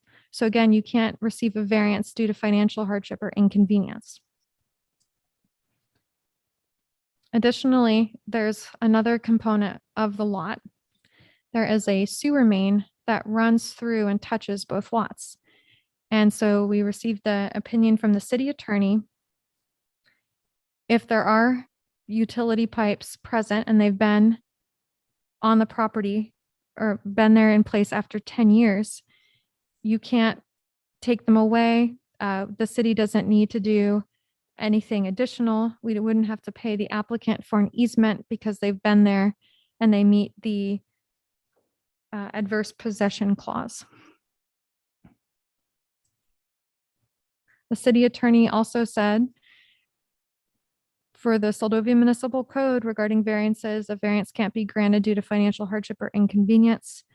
The city attorney also recommended that the applicant submit a survey to the Planning Commission and therefore the City Council with the specific information detailed on the survey. In 2011, the Planning Commission brought up a survey to which the applicant said he wouldn't get one. But per the city attorney's opinion, Without such a survey, we strongly recommend against approving a resident for lot 27A because it seems very likely that there remain impediments to construction that should not be waived. There was additionally in the city attorney's memo uncertainty and if the project would meet state fire code requirements, but it has been confirmed by the fire marshal that it would. And then there was also uncertainty on the applicant's ability to vacate Mermaid Park, especially if the city had interest in seeing it remain a park. But at a past council meeting, city council didn't have any comments concerning keeping it as a park at that time. And additionally, the current proposal may have the structure that the applicant's proposing built over a sewer main, which would not be in the best interest of the city because we need guaranteed access to essential infrastructure. So here's a schematic that Public Works operator Cameron put together. Here's English Drive. Here's the tank farm in blue with the circles. And then these blue circles you see here are the manholes. And just imagine a line running between those manholes. And that's where the sewer main is. So it touches essentially both lots. So next steps, since this is only a discussion, no formal action from the council is needed. However, there may be more information requested in order for the application to be considered complete so that a formal hearing may take place. And with that, Mayor and Council, that is all I have. Through the mayor. Okay. Thank you, Rachel. All right, we'll open it up to council for additional comments or questions on this item tonight. Mr. Mayor, I have a quick question. When we previously discussed Mermaid Park being a park, it was still in question whether or not the city owned it or if it was state land. And I'm still not 100% sure that it's not currently legally a park, correct? Correct. Through the mayor, the city clerk actually confirmed with DOT, the state of Alaska, asking, is this state right away or not? I was initially under the impression that it was because it borders a state road. But the state said that it would be most likely city right away, that they couldn't confirm it 100%, but they were like, we don't think this is ours. We think this is the city's. And so the city has taken the right of way and made it into a park, but it's not its own unique parcel. Okay. Well, I don't know that everybody in the community at large would be happy to just see that park go away that's been used there as a park for a while. I mean, it's not zoned as a park, but it does belong to the city, so it could potentially continue its use as a park, correct?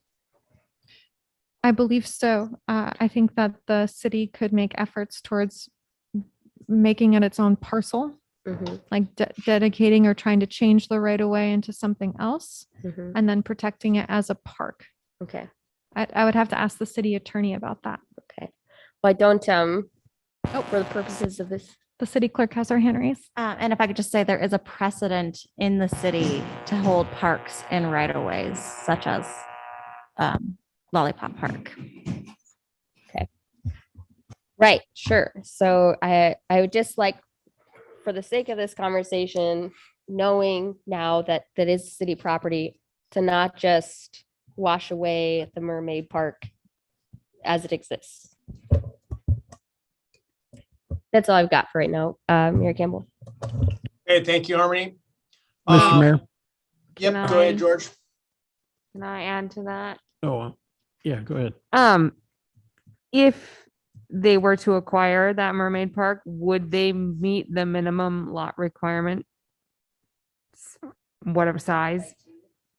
Does it make it a minimum lot, whatever the 5,000 is or whatever he needs? Through the mayor, council member, so that's a great question. I don't have the square footage of that area because it's not a designated parcel. So I can quickly try to. I mean, it would. I mean, I'm not sure yet, but I this is have those This figures. is a moot point anyway, if he gets it, does it still not meet it? I don't know. just wondering if it even makes a difference to meet that requirement. Great question. I have one more question, Mr. Mayor. Okay, go ahead, then we'll go to George. Oh, sorry. I was just wondering about the way it's built. Will the snow be shedding off of the residential property into the roadways? Through the mayor, Councilmember Peyton, we actually have the applicant in the audience, and so we can ask them the more specific questions regarding their development.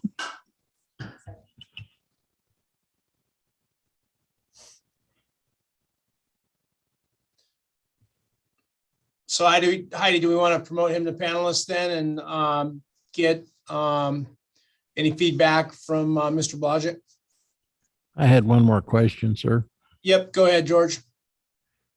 You said that you contacted the fire marshal, and he said that lot with the building right on the lot line would be acceptable. Is that So correct? more specifically, Councilmember Nathan. I believe it's page 91 in your packet. I don't have an 81. Let me pull it up here. So I asked the fire marshal for clarity. So I let the fire marshal's office know that the development is occurring on a private property and the neighboring property is a commercial property that has 7 fuel tanks on it. I said, sounds like the Department of Public Safety does not look at residential development abutting commercial property with fuel tanks. Do I have that down right?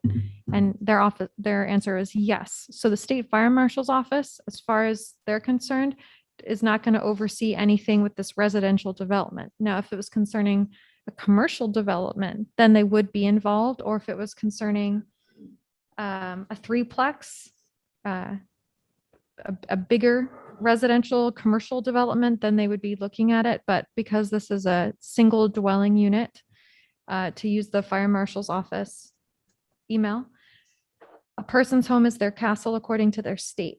If they start renting it out or for some other business use, then we would get involved to protect the public. But if this applicant is claiming just to use it as their residence, then the state fire marshal's office would not be involved. Okay. Thank you. You bet. Thank you, George. Mr. Mayor, if I may. Yep, go ahead, Vivian. Yeah, this good discussion this evening. This lot has a lot of issues. One that it's only a 2,000 square foot lot.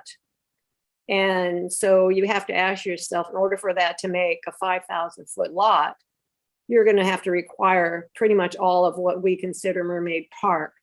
Looking at this drawing, and the question was, would the roof possibly shed onto the road, depending on which way it goes? Yes. But first and foremost, in order to pass a variance, it has to meet all the criteria. And looking at what we have here right now, it doesn't. There's also the sewer line that goes through there. That's a great concern to me. There's also to vacate property, the city they have to meet a lot of criteria, and it's very specific. And I think the council needs to be very much aware of what the criteria is and what the repercussions are for variance. We should take it very serious. Yeah, I have a lot of concerns about this lot, and one that's only 2,000 square feet, and the owner is asking to push the boundaries in many ways. It's a serious issue. That's all I have right now. Thank you, Mr. Mayor. Thank you, Vivian. Yeah, and I know there's in the packet, there's a number of emails here back and forth talking about some of these conditions and certain things. Do we want to go ahead and promote Mr. Blodgett in, and then he can give his input here, and then we can continue on?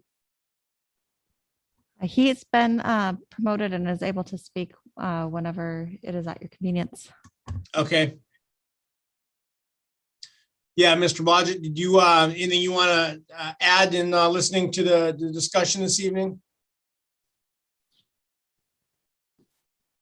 Yep, go ahead.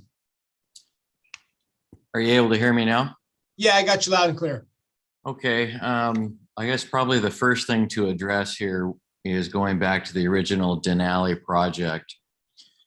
When we all set up and all these papers were drawn, the truck rack, the fuel filling rack that fills the trucks for deliveries, was designed to be on that lot.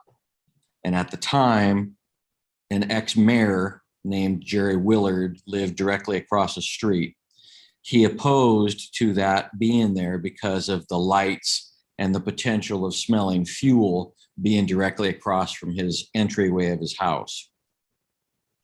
The property was abandoned, redrawn, and the site was redrawn to put the fuel rack back right now where it is, that goes between our building and the city building. So that was completely abandoned and everything about the lot was abandoned. And that's why that was transferred over to me personally, so I could do something with it. So that's the first item. The second item would be, having asked for a survey, I provided 2 separate surveys. So the city attorney, I have no idea then what type of survey he thinks needs to be provided when there were 2 separate surveys done, of which those pins that were in the ground, I showed, actually I showed the mayor, and it looks like 2 council members, which are no longer on the council, and that would have been John and then Pearlie. So those members probably could have added a little something on that. The sewer main now is in a position that was not expected because of all drawings showed it on the opposite side of the property, which means that that house that I personally paid for to be moved up to Johnny Gruber's property was actually sitting directly above that sewer line. You can still see, in fact, I think Mayor, when I took you up there, you could still see the concrete block from that old house that was sitting up there, and that sits directly on top of that sewer line, apparently. So the last thing I wanted to respond to was the amount of Mermaid Park. I doubt all of my ribbons are still up there. The amount of Mermaid Park that was asked for to get the available parking, no one would have even noticed that it was even part of Mermaid Park. It's so far up away from the road. I don't think anyone understands how deep that piece of property is before you actually get to our property. So the impact, which I explained to all the 3 people that I showed that property to, would have been with the parking area, where the parking area would stop. We would personally take care of beautifying Mermaid Park from there out to the street. And I think there was one last question about, would the roof shed onto the road? I'm assuming that you're talking like rainwater or something onto the road, and I assume that would be towards English Drive, which no, it would not.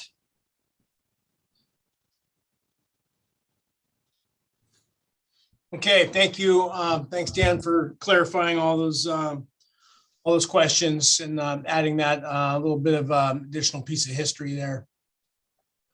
All right, we'll go ahead and continue on. Any additional comments or further questions for Mr. Blodgett while we have him in attendance tonight?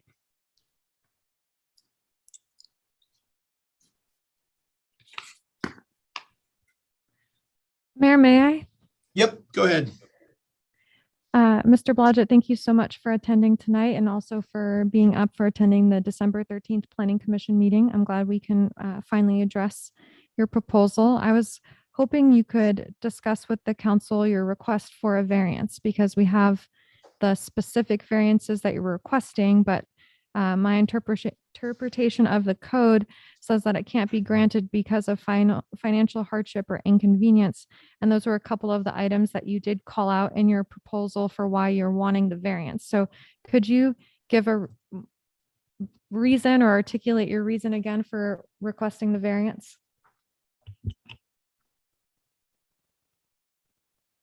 Yep, go ahead.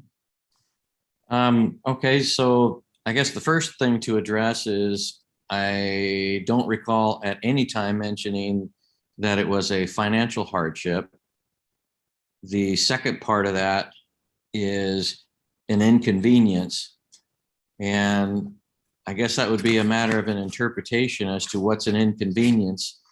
If the city attorney is looking at taking adverse possession of a section of piece of property which is already a non-compliant lot,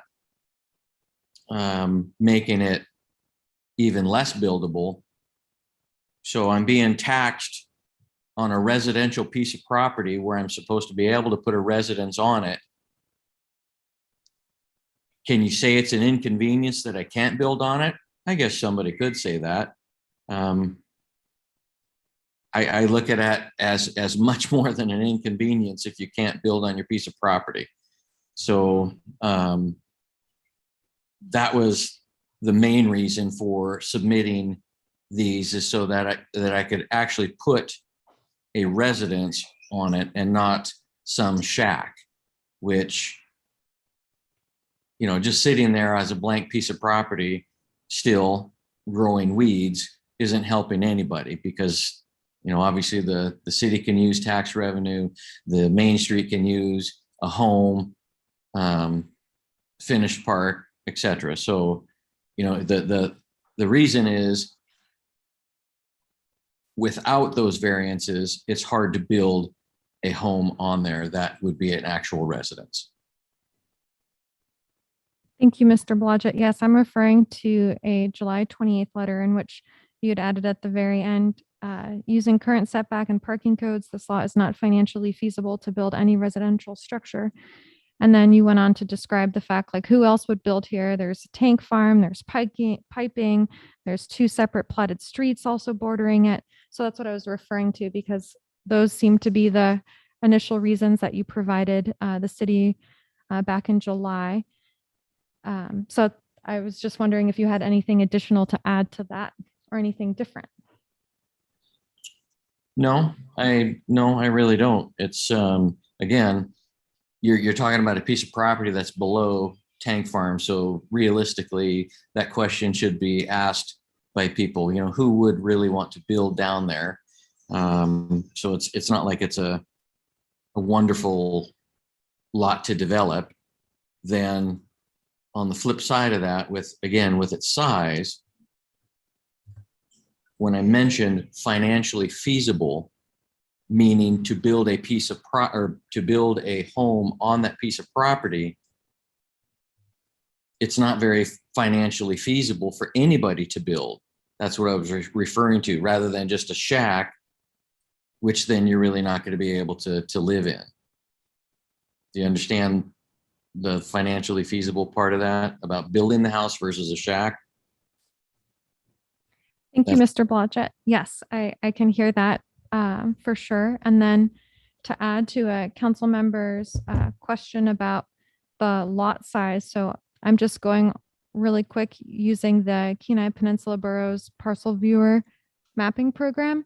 You can actually use a 3D ruler to measure out the size of a particular area or shape. And in doing that for the entire park area, it would not give enough square footage to meet the minimum lot size of the residential general district.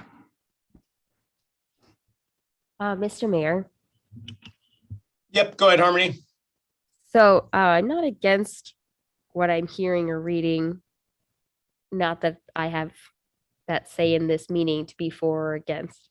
I think it's an interesting proposal. I do want to clarify.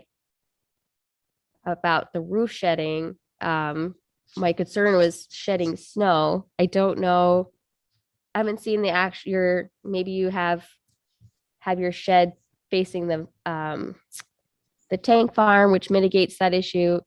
But that is my concern. My concern is snow shedding onto the primary use roads. There's that. That's my question. If it's bordering those roads and if it's right on the line, that's all I got. Councilmember Peyton, if you look at the screen.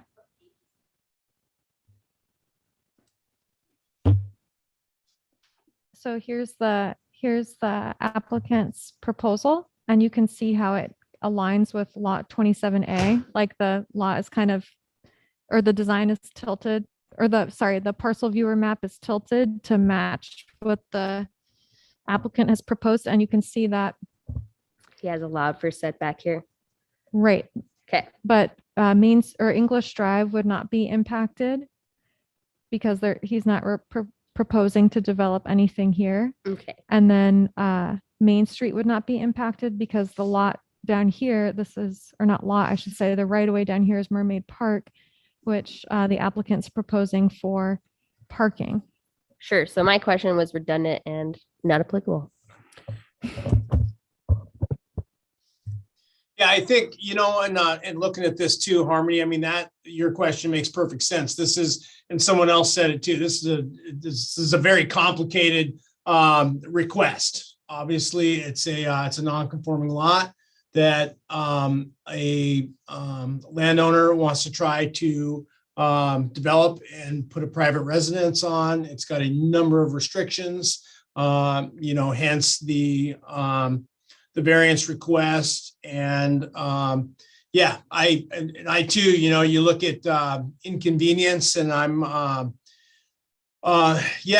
when you look at that is you can't have a request due to inconvenience. But if the only reason for really when you're doing a variance request is I think, as Mr. Blodgett was saying, and inconvenience is probably the least of the issues.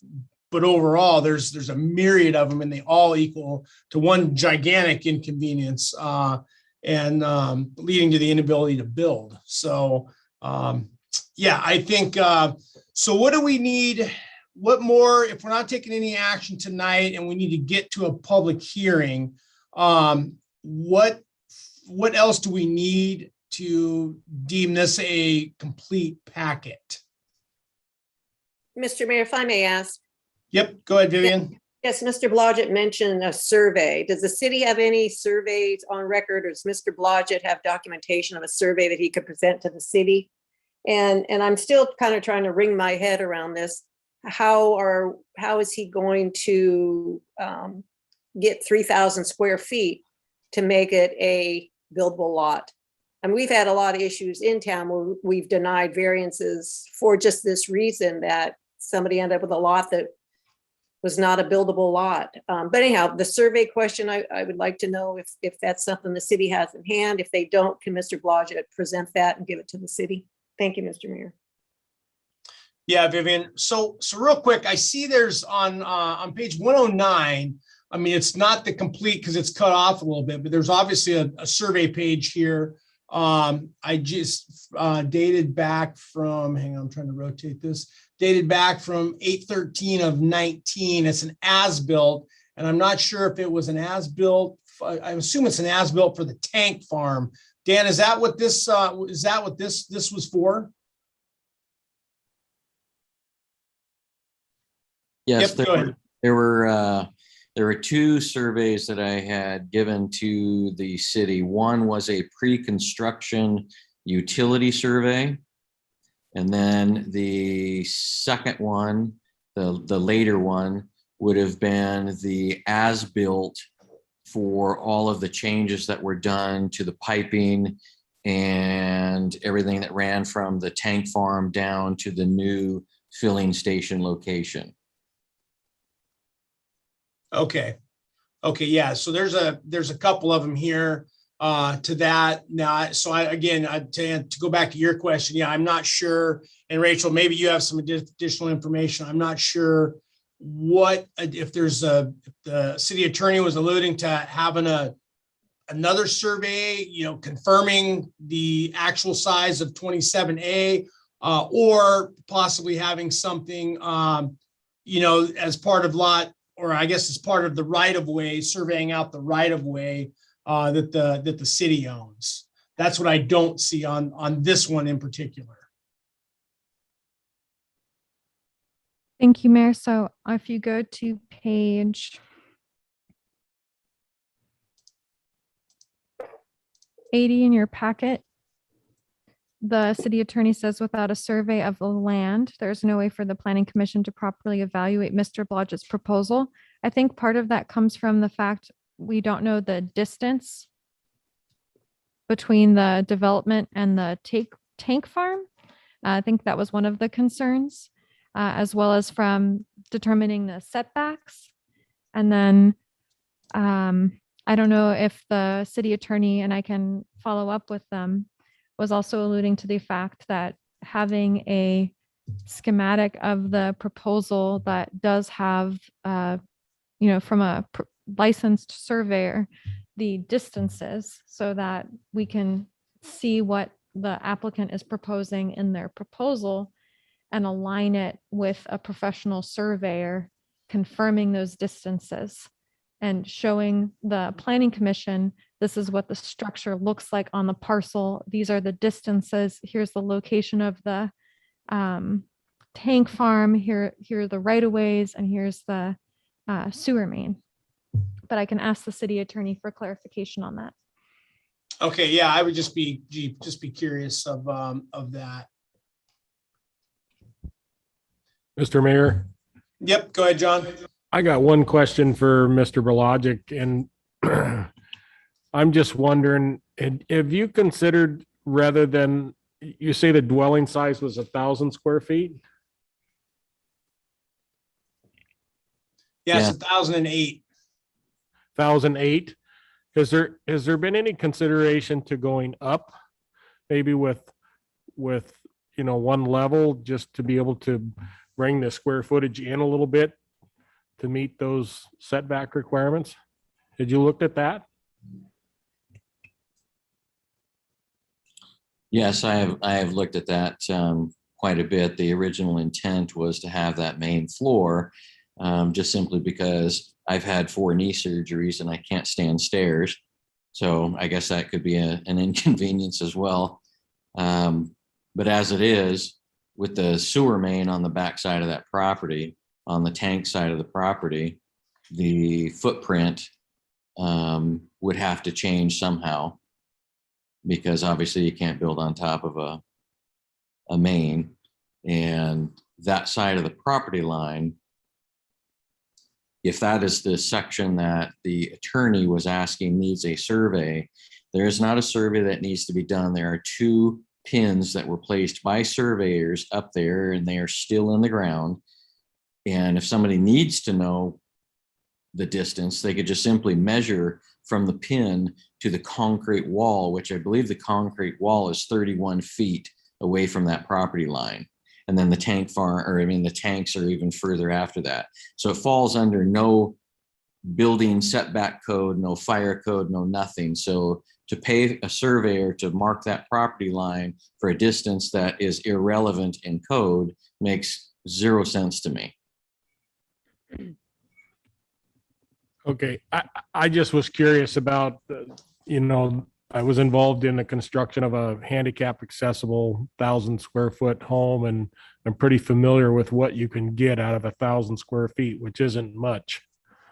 And I do understand now a little bit more about why. I just wanted to know if you'd considered going up rather than out.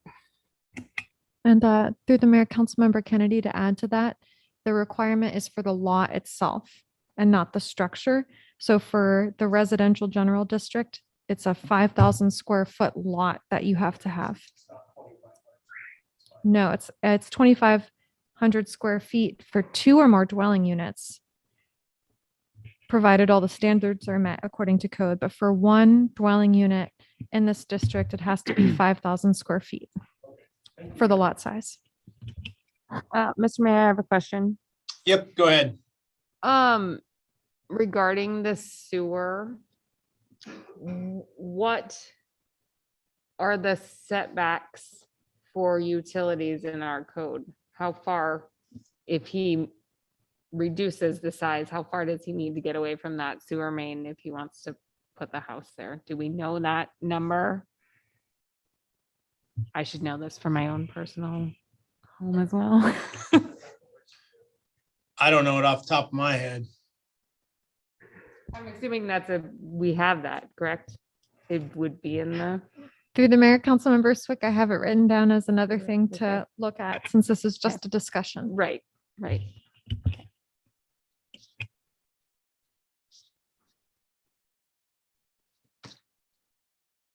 Okay, yeah, we're getting lots of good questions here. Anyone else? And then we'll go to the public to see if anyone from the public has comment on this.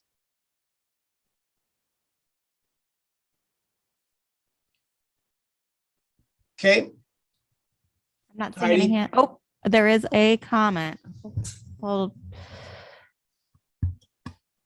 Morrison, 346 Iliamna. I know there's this in our codes, there's, and I think Rachel just touched on it. That's all considered one lot, the tank farm, all the way down to the park. It's two separate lots. Correct. So Mr. Blodgett is discussing just developing lot 27A. The Okay. tank farm is its own lot. Then there's lot 27, which is next to it, which has the pipes. That's its own lot. And then Mermaid Park is just right away. So not a separate lot. So 27A is where he wants to build. Correct. Is that lot big enough for a house? Isn't there some code that says? Yeah, so According, it is big enough for according to, dwelling, according to code, it has to be 5,000 square feet. and the this lot. is, I think a little over 2,000. 2,178 square feet. and it has to be 5,000. 5,000. Okay, I guess I didn't understand it, thanks.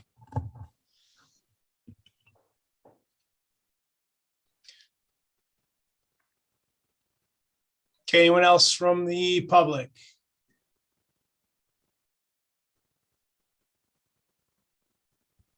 yes, Mr. Mayor, there's a Miss Crystal Collier.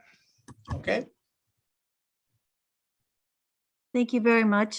This is Crystal Collier, and I would just like to comment. I understand there'll be a public hearing, so I look forward to that.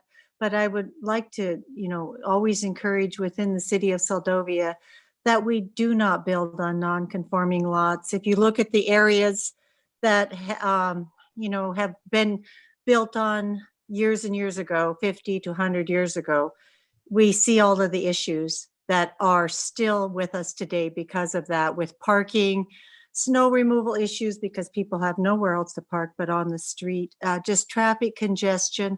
There's so many issues, and that being right down there on Main Street, you have the old Steve Zastowski house right adjacent to it. That poor guy parks on the street most of the time.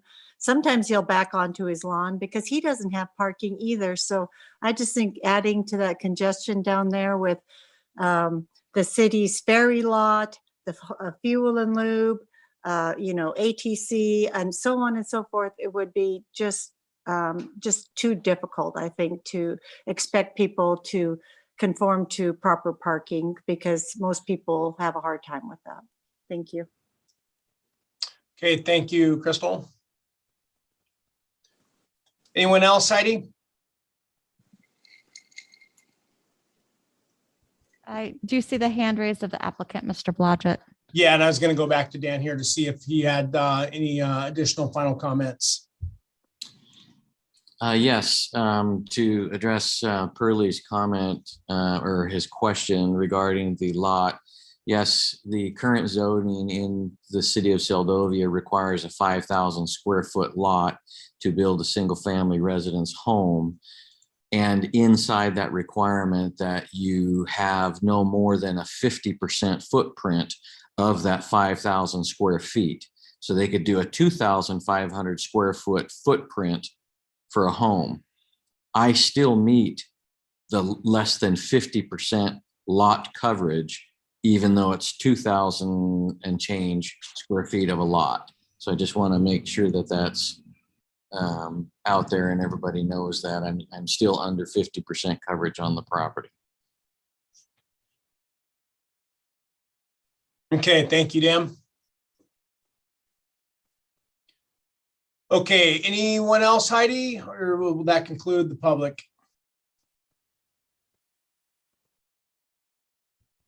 I'm not seeing any other hands raised at this time, Mr. Mayor.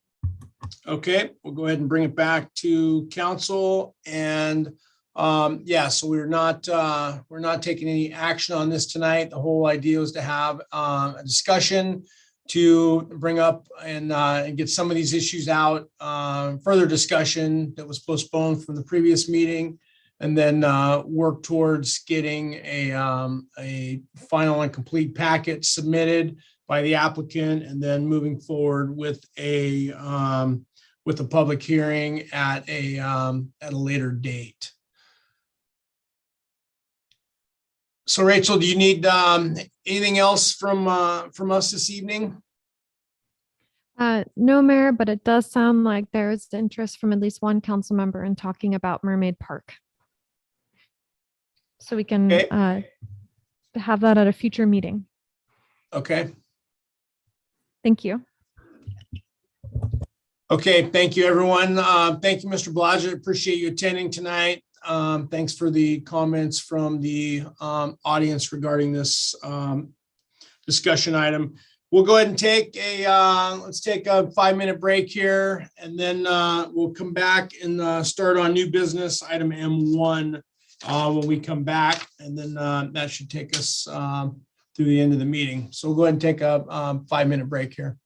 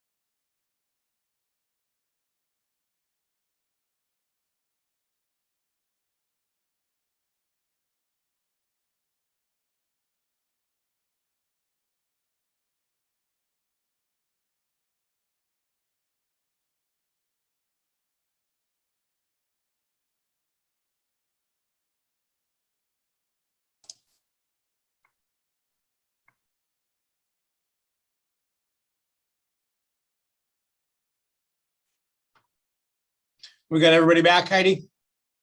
Do, Mr. Mayor. Oh, sorry. Yes, we do, Mr. Mayor. Okay. Yeah, if we're ready to get rolling, we'll continue on here. Okay, we'll go start with item M1, and this is new business. Action memorandum 22-02, City Council Statement of Non-Objection for the renewal of the S&C LLC package store liquor license number 1019. This will be found on page 140 of your packet, and if we could have presentation by staff. Yes, thank you, Mr. Mayor. So this is, comes up every 2 years, package store renewal for the SNC LLC package, or the SNC LLC package store. You'll see information provided on the summary statement, as well as fiscal impact, of course, is revenues. State law requires local governing bodies to review requests pertaining to liquor license within their municipalities. The city may waive the right to protest or may file a protest to a request. Attachments are the application notice, the complete application, and a letter from KPB of non-objection of application. Recommendation is consider approval of action memorandum 2202. Okay, thank you. And we'll go ahead and put that back to council and should probably start. Yeah, with Mr. Mayor, Jennifer Swick. can I excuse myself? Yes, so from you're declaring a conflict of interest? Yes. Okay, since you are a 50% member on the license in question here, you will be excused from deliberating on this subject. Okay, we'll go ahead. As the city manager said, this is a standard business procedure for anytime we get a license renewal, liquor license in front of us. And basically it's, we just need to come up with a statement of non-objection, which is outlined in action memorandum 22-02. And we'll go ahead and open it up. If anyone has any questions or comments as it pertains to this liquor license renewal. Mr. Mayor, if I may? Yep, go ahead, Vivian. Yeah, I'm in favor of action memorandum 22-02, and I'd like to thank the owners of the package store for their continued business in Seldovia. And it looks like it's all in, everything's here. We just need to pass it through. Thank you, Mr. Mayor. Thank you, Vivian. Okay, anyone else?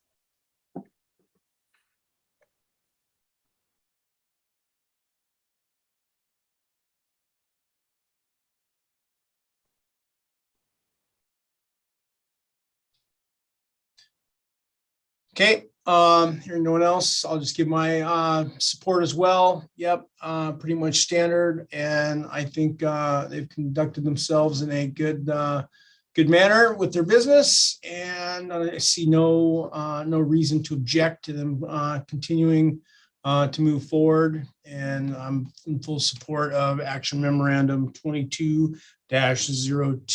We'll go ahead and go to the public. If there's anyone from the public that would like to comment on action memorandum 22-02.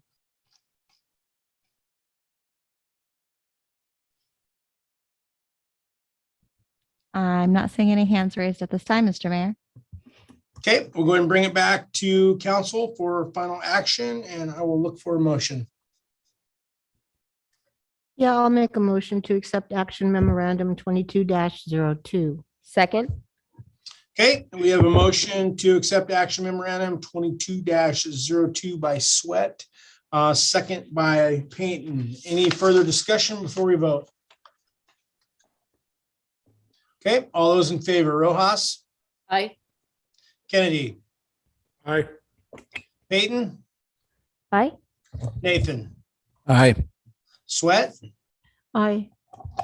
Motion passes 5-0 with one conflicted out.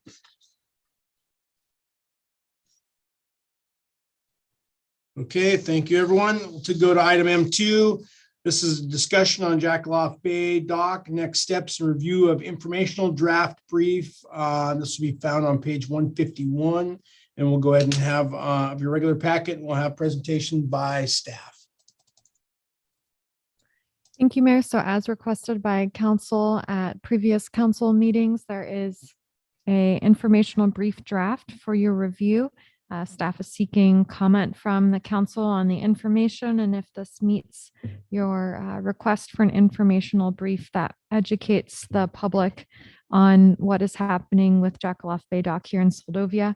You'll notice there's also a section for public comment, because the intent is that after this informational brief goes out, we can provide the public with a date in the near future that they can attend a meeting and give either verbal comment or submit written comment to the city by a certain deadline. So looking first for feedback from the council on this informational brief, and if it meets your intent or if you have any edits or revisions you'd like to see. Okay, thank you, Rachel. Okay, we'll go ahead and open it up for council comments on the informational draft.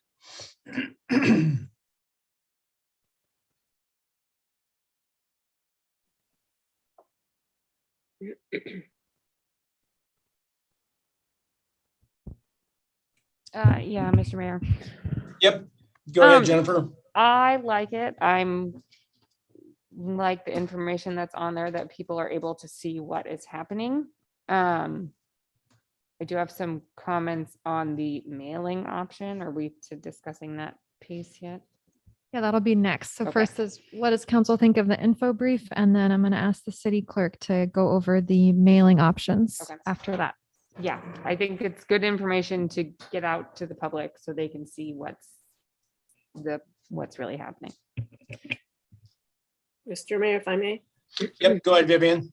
I would agree with Jen. I think this is a good information compiled, put together, and information the public needs to know. It's laid out very well. Thank you very much. Thank you, Vivian. Anyone else from council? Yeah, Mr. Mayor. Yep, go ahead. Yeah, I like it too. I think it's informative, it's to the point, and yeah, I think it's really good. Okay, thank you. Anyone else from council?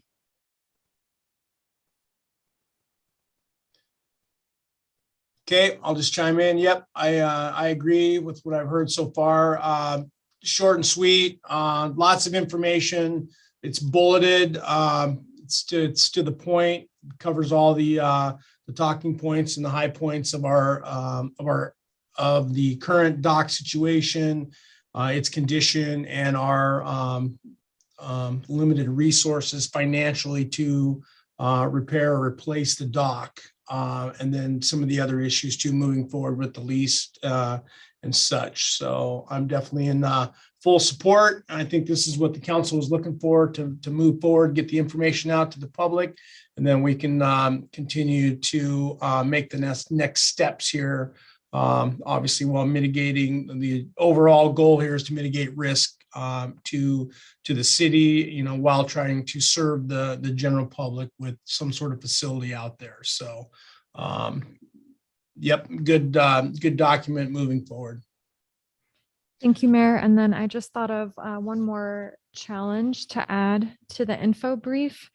That challenge being that it's very difficult to enforce who uses the dock. So while the council or the city may say it's restricted to vessels that are 27 feet or under, because we don't have any control or access to the uplands, nor do we have the staff capacity to station someone out there, we can't regularly enforce the use of that dock. So I think that's a worthy challenge to throw on there as well for this info brief. And so then the next part of the discussion that Councilmember Swick alluded to is I'm going to ask the city clerk to go over with the council on page 153, the options for mailing this out to the public.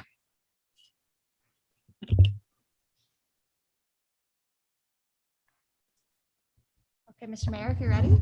Yep, go ahead. Yeah, so you'll see on page 153, there's just a Jackaloff Bay Dock mailer cost analysis. And I wanted to explain the differences between the three options you'll see, and I sorry, I apologize. It didn't turn out very well in this packet. It should have probably had some more color lines or something, but the EDDM option is the everyday direct mailer. That's what we normally, or what we've been using, facilitating for sending out surveys in the last couple of months. And what that means is it's a bulk mailer that goes out to every box owner. So it's not going to go out to every parcel owner, but it'll go out to every post office box. So people that live in the area that don't have a post office box or a local address, for instance, for Homer with a 99603, would not receive this mailer. But it's 16, 0.168 cents a mailer. So you can see 323 for Seldovia, Homer, which is the 99603, and that actually includes all of Kachemak Bay except for Seldovia. I didn't know that until I researched this. Halibut Cove, Nanwalek, Port Graham, the whole of Kachemak Bay is 99603. We're the only ones not. And then you'll see for postcards, they're 40 cents a piece. If you're going by parcel owners, I did get a nice list from the borough and was able to sort out parcel owners by area. So for just the Seldovia area, when I say Seldovia, that means not just in city limits, but Jackloff, to Rocky Ridge, that area, it'll be 534. Anybody with a 99603 address will be 534 people. Or Homer area, which again is all the rest of Kachemak Bay, is 5,309 property owners. And the reason why, I know you're probably thinking there's probably more properties than that. There's probably 3 times as many property owners of that, but a lot of them are duplicates. So I was able to sort and remove all duplicates, and that's what we come down to, is a total of 5,843 property owners in the area. The other option that has been discussed in the past is if the council wanted to request an EDDM be sent out to just either Seldovia and Homer, and then make sure to mail specific entities that they think this will have an effect to, like the Homer Chamber of Commerce, City of Homer, water taxis, businesses on the spot. You could individually request, like even if you just wanted to send it to the Seldovia area, and then have individual requests for businesses and entities across the bay to send it out. That's another option. But those are kind of the three choices. As well as the letter at 58 cents. Oh, yes. If you want just a letter. So the EDDM is those are the little small cards. Is that correct? They're like a 5x7, or what's the size of that thing? Okay, so the EDDM is the one that we've sent out recently as a survey, and that actually is better if it's an 8.5 by 14 folded hot dog style, and the weight counts. So you want like 3 to 5 pages in that. It can be pretty hefty. Oh, okay. Postcard is the 5x7, and then the letter. So for instance, in these options, if you wanted to see the EDDM, you're only going to get your post office. You're only going to get your people that have addresses that are local. If that doesn't cut it and you really want to hit all the parcel owners, you would have to send a letter or a postcard. You do not get that 8.5 by 14 option anymore. I mean, I guess you could do the 8.5 by 14 as a letter, but it would be a letter. It's no longer an EDDM. Does that make sense? Yep. Question, Mr. Mayor. Yep. Could we do both? In other words, do the trifold bulk mail to the local PO boxes and then send a letter or a postcard to the property owners out the road? You could, but you can see the price breakdown here for the EDDM. It's only $64.60 for Seldovia, and then a bulk mailer. I can separate out well, I could potentially separate out city limits to outside of city limits, but that's going to take manually going through parcel by parcel on the report because we're separating by address and then we're all 99603. But I would guess that that's going to be around, 350 people outside of city limits. Additionally, and that would be at that higher cost of 58 cents a letter. Mr. Mayor, Yep, go ahead, George. how about doing a combination of public media and the hot dog fold? For example, we could send somebody over to Homer and put some flyers up. We could probably get KBBI to run a public service announcement for us on the radio. The other stations got that Tradio, whatever, I can't remember what they call it. Mhm. Anyway, some combination of that and the cheap mailer probably be a better, more bang for the buck. Yeah, I agree with George. I think it's a combination of the EDDM to try to get the most spam. I mean, it just comes down to dollars and cents. For $718, we can get, 3,500 people. That leaves a couple thousand people out. But I think we have to rely on public information if we can, KBBI, et cetera. I like that approach. I think that's, I just think that makes sense to, try to get the most word out for the best cost value here. Mr. Mayor, if I may. Yep, go ahead, Vivian. I totally agree. I don't see us spending $3,000. I see, only in the hundreds and total. And really, KBBI, I'm not sure if we've reached out yet, but to actually say that you'd like to do an interview, they would pick that up. If you did an interview saying what your topic is, they would gladly, I think, do an interview with our city manager. The word gets out. There's all the people who live in Tutka Bay in that area. You listen to the radio, they don't get mail or they get very little mail. But KBBI is their source. And then also, right, the other radio station, they would probably do a public announcement also. I think that's way more bang for our buck. But hitting the local people and the people who keep PO boxes out the road. But I am not in favor of spending anything over, $600 is more than I even want to spend. I think we'd get a lot. And then even in the paper, putting out a little article, ask the Homer News, whoever, the Tribune, whoever it is now, ask them if they want to do an interview about where we're at with things, and they jump on it, I would think. My comments. Thank you, Mr. Mayor. Thank you, Vivian. Yeah, no, that makes sense. I mean, listen to what we're, this is a public issue that's going to impact, a number of people around Kachemak Bay. So I would think that, the news outlets and the radio would give us a little bit of courtesy on this. It's not just a Seldovia thing. It's a Homer thing. How, Tutka, anybody living out in the islands, anyone that likes to come to Seldovia, this side for any reason and uses that facility. So, all right. Anyone else? Mr. Mayor? Yep. Go ahead, John. I certainly wasn't advocating spending a lot of money. I just was concerned about those seasonal users of that dock being in the loop. That's all. And them getting the notification somehow. There's a lot of people at McDonald's Spit that are not there that have out of town addresses, and I was just really concerned about those few hundred, out in that McDonald's Spit area. Yep. Understood. Yeah, Mr. Mayor. Yep. Go ahead. I definitely agree that the cheaper option is better.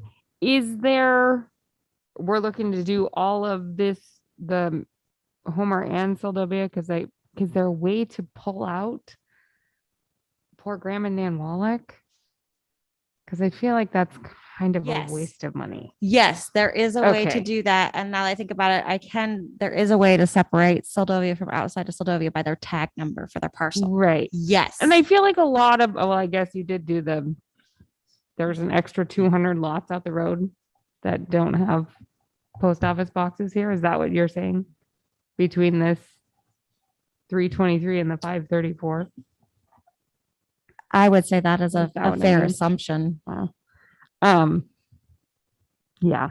I mean, most of those people are gonna, if we put this on Facebook, I feel like a lot of people will figure it out. But yeah, I just feel like poor Graham and Nan Wallach is just gonna be a waste of money. They don't really use, as far as maybe they do, I don't know, but I If would I think could respond to that, that's not, maybe, yeah.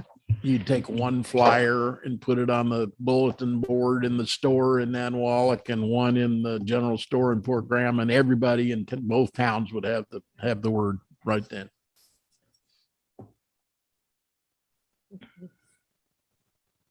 Yep, I think that's a good idea.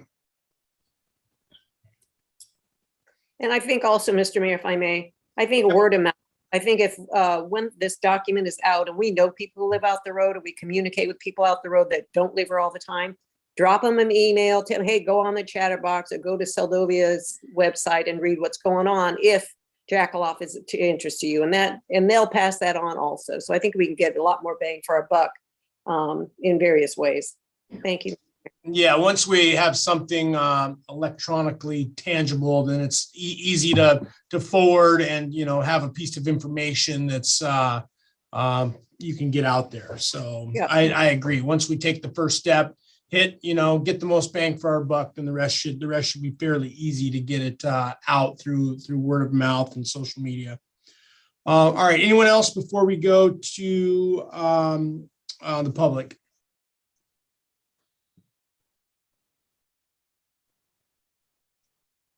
Okay, Heidi, anyone from the public that wishes to comment on this tonight? Yes, Mr. Mayor. Okay. Hi, Pearlie Morrison, 346 Ileana. I hope this don't sound too hardcore, but in them flyers and letters that you're sending out, is there a little return envelope with a donation involved in that? Are we letting Homer and everybody else decide what we need to spend our money on? I don't think that's quite right. Everybody's going to have the opinion that don't have to spend any money on it to keep that dock. I think you're opening up a whole can of worms that maybe a thing on after we make a decision, a thing on KBBI. Yeah. Jackaloff dock coming out, Jackaloff dock staying. I don't know why we need to have a whole bunch of other opinions on it unless they're gonna make a substantial donation so we can keep that dock up. I don't understand where that's all going. Thanks. Thanks, Pearlie. Well, I'll just take a stab at that. Yeah, I mean, as part of the public process sometimes is it's complicated and it can get messy. So I think knowing the amount of people that use that dock from not just Seldovia residents, but all the surrounding area, I think it's the right thing to do. I mean, we know there's going to be, probably overwhelming support from most people that comment on this, that they want to keep the dock. We realize that. So that's going to be up to the council to figure out what they want to do with that information. So everyone knows we have limited financial resources, but yeah, it's all part of the public process here. So, all right, anyone else from the public, Heidi?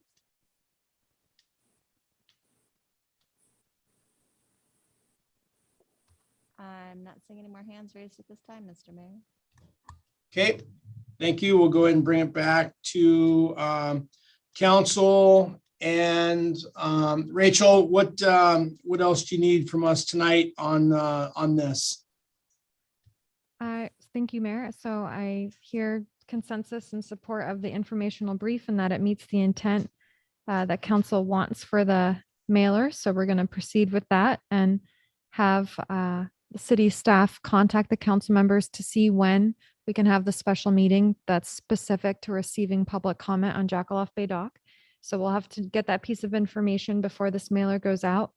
And then I think there's general consensus to go with the EDDM and to include Seldovia and Homer but for the Homer zip code, remove Van Wallach and Port Graham and instead write their chiefs or write their councils with a personal letter that has the flyer and asking them to post it in town. Does that sound like the general consensus of council? I'm seeing a lot of nodding heads. Yes. Okay. Yeah, I think that's a fair summary. Does anyone object to that? Okay, I think you have your answer there. Thank you, Mayor. And then there's just a couple other items to add to this topic. If council can go to page 157 in your packet.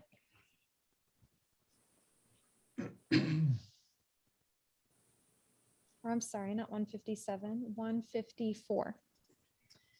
So the city received a condition assessment from Turnagain Marine and as a supplemental option or an additional option to the council, I contacted engineering firms, both firms that we've worked with in the past, as well as firms recommended to me by the Harbor Master's office to see what a second opinion would cost if that was the direction or interest of the council. And so you're going to see an email from Sean McFarlane from Moffett and Nickel. They did the Seldovia Harbor, small boat harbor, and they have been to Seldovia. They have looked at the dock. They said that there are short-term fixes that can be made to restore the freeboard of the dock. However, those efforts would not likely pencil out if the ultimate intent is to replace the float system in a very short horizon of 3 to 5 years. So basically, no sense in doing the maintenance if you guys end up deciding to remove and then want to replace in 3 to 5 years. It's going to not be cost effective to do that. They also said, as a valued client of Seldovia, I would recommend against heroic measures to try and wring a few more years of life out of the existing float system. It won't be cost effective over time. It may not even result in net functional improvement to the floats. And then Moffett and Nickel also stated that they recommend we accept the condition assessment that Turnagain Marine provided the city. They said that they recommend we save the money for construction, but that if council really wanted to go for it, their quote would be 10 to 14,000 to do, or sorry, not their quote. They're saying that we should estimate a third-party inspection would be $10,000 to $14,000 to do the work.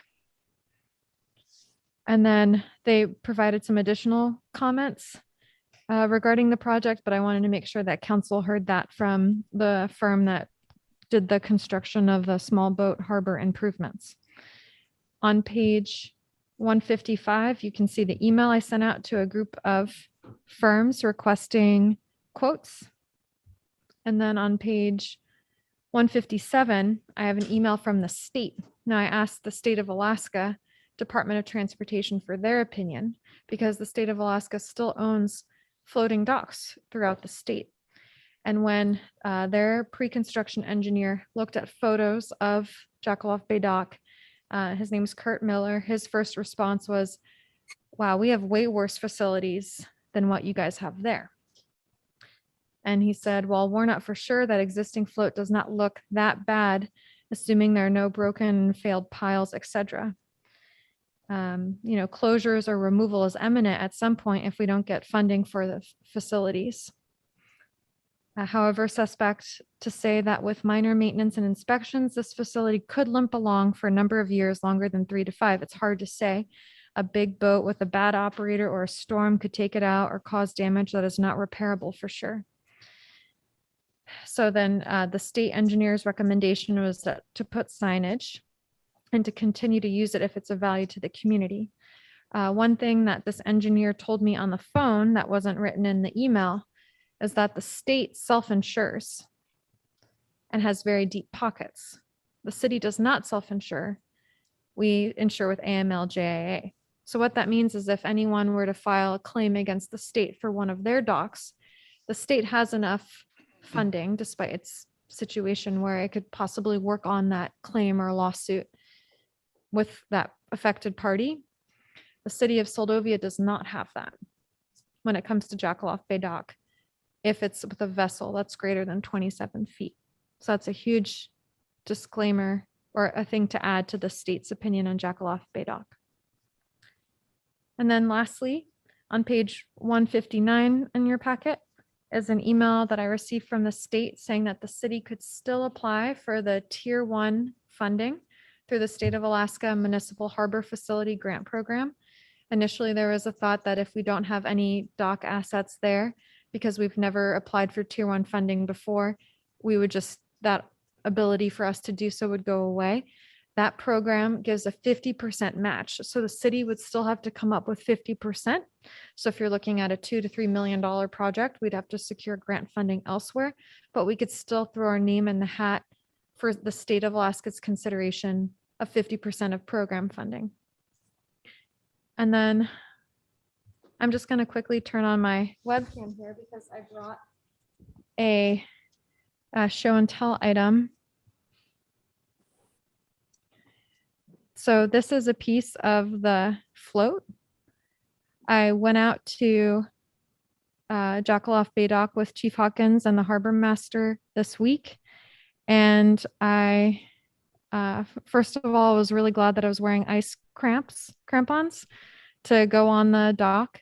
But I also noticed that the floats are falling apart to the point where the styrofoam is coming out. The styrofoam billets are coming out.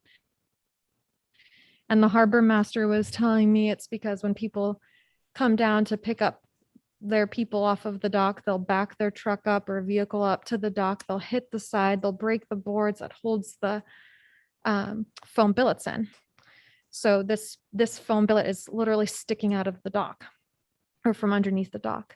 I learned from the finance officer and also the chief that when they were out on a medical call and they were doing some transportation out on Jackaloff Bay Dock, and they were walking on the dock, their feet were submerged. So if they weren't wearing rubber boots or something like that, water was coming over the floats. And then at the end of tonight, when we're going over the manager's report, there are there has been a couple significant maintenance issues with the dock, which will require more funding permission from the council. So that's what I have on this topic for right now. Thank you, Mayor. Thank you. Yeah, appreciate the added bit of information that you shared with us on that. Any additional comments from council on those last pieces of information?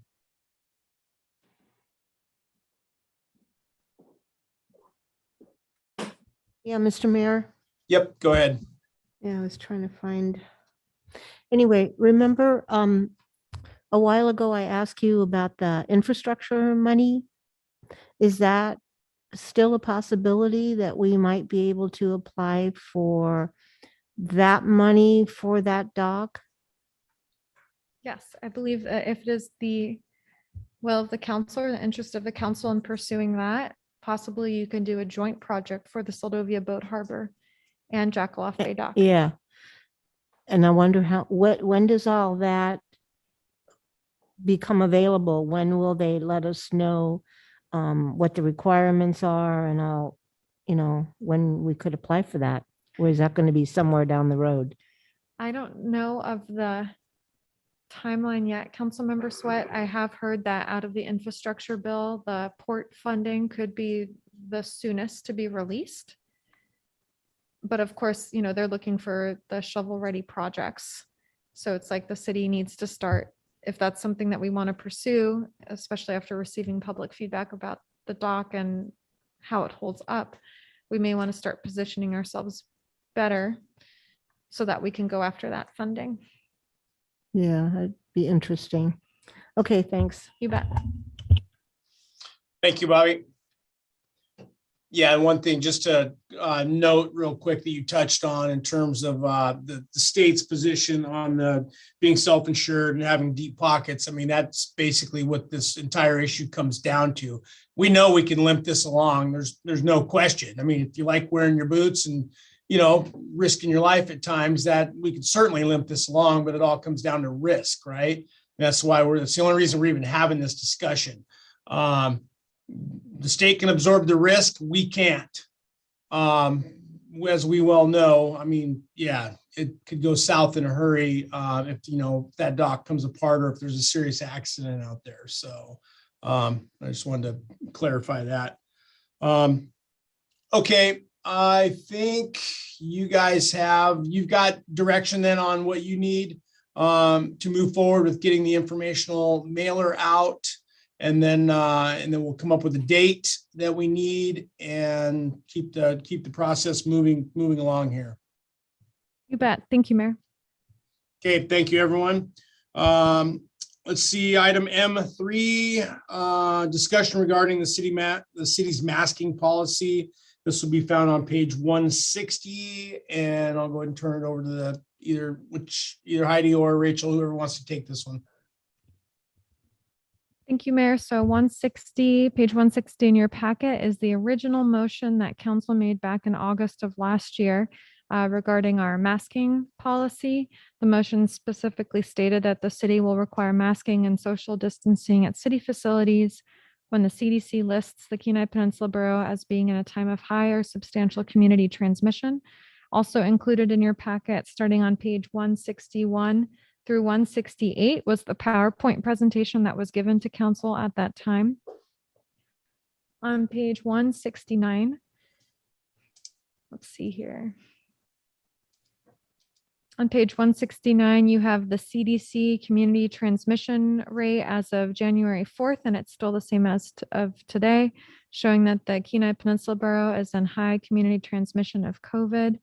You have the same display using the state's dashboard. That's on page 170 of your packet. There's information in your packet concerning the variant on page 171, what you need to know about the Omicron variant. It says in the recommendation from the CDC on the bottom of page 171, the CDC continues to recommend wearing a mask in public indoor settings and areas of substantial or high community transmission, regardless of vaccination status. So that's in there. On page 173, you have a breakdown of variant cases in Alaska. As of January 5th, 2022, it looks like it hasn't been updated though with 2022 data. On page 174, you have the visual of the variant spreading in Alaska, and you can see that the Anchorage, Matsu area is hit hardest, but the Kenai Peninsula Borough also has a really large circle too for map of Alaska cases sequenced of the variant. And then page 175, you have a different view of the variant's presence in Alaska. In your laydown packet, there was a informational sheet that SVT Health and Wellness gave me, just saying that since July of last year, there have been 29 total positive results in Seldovia at their clinic.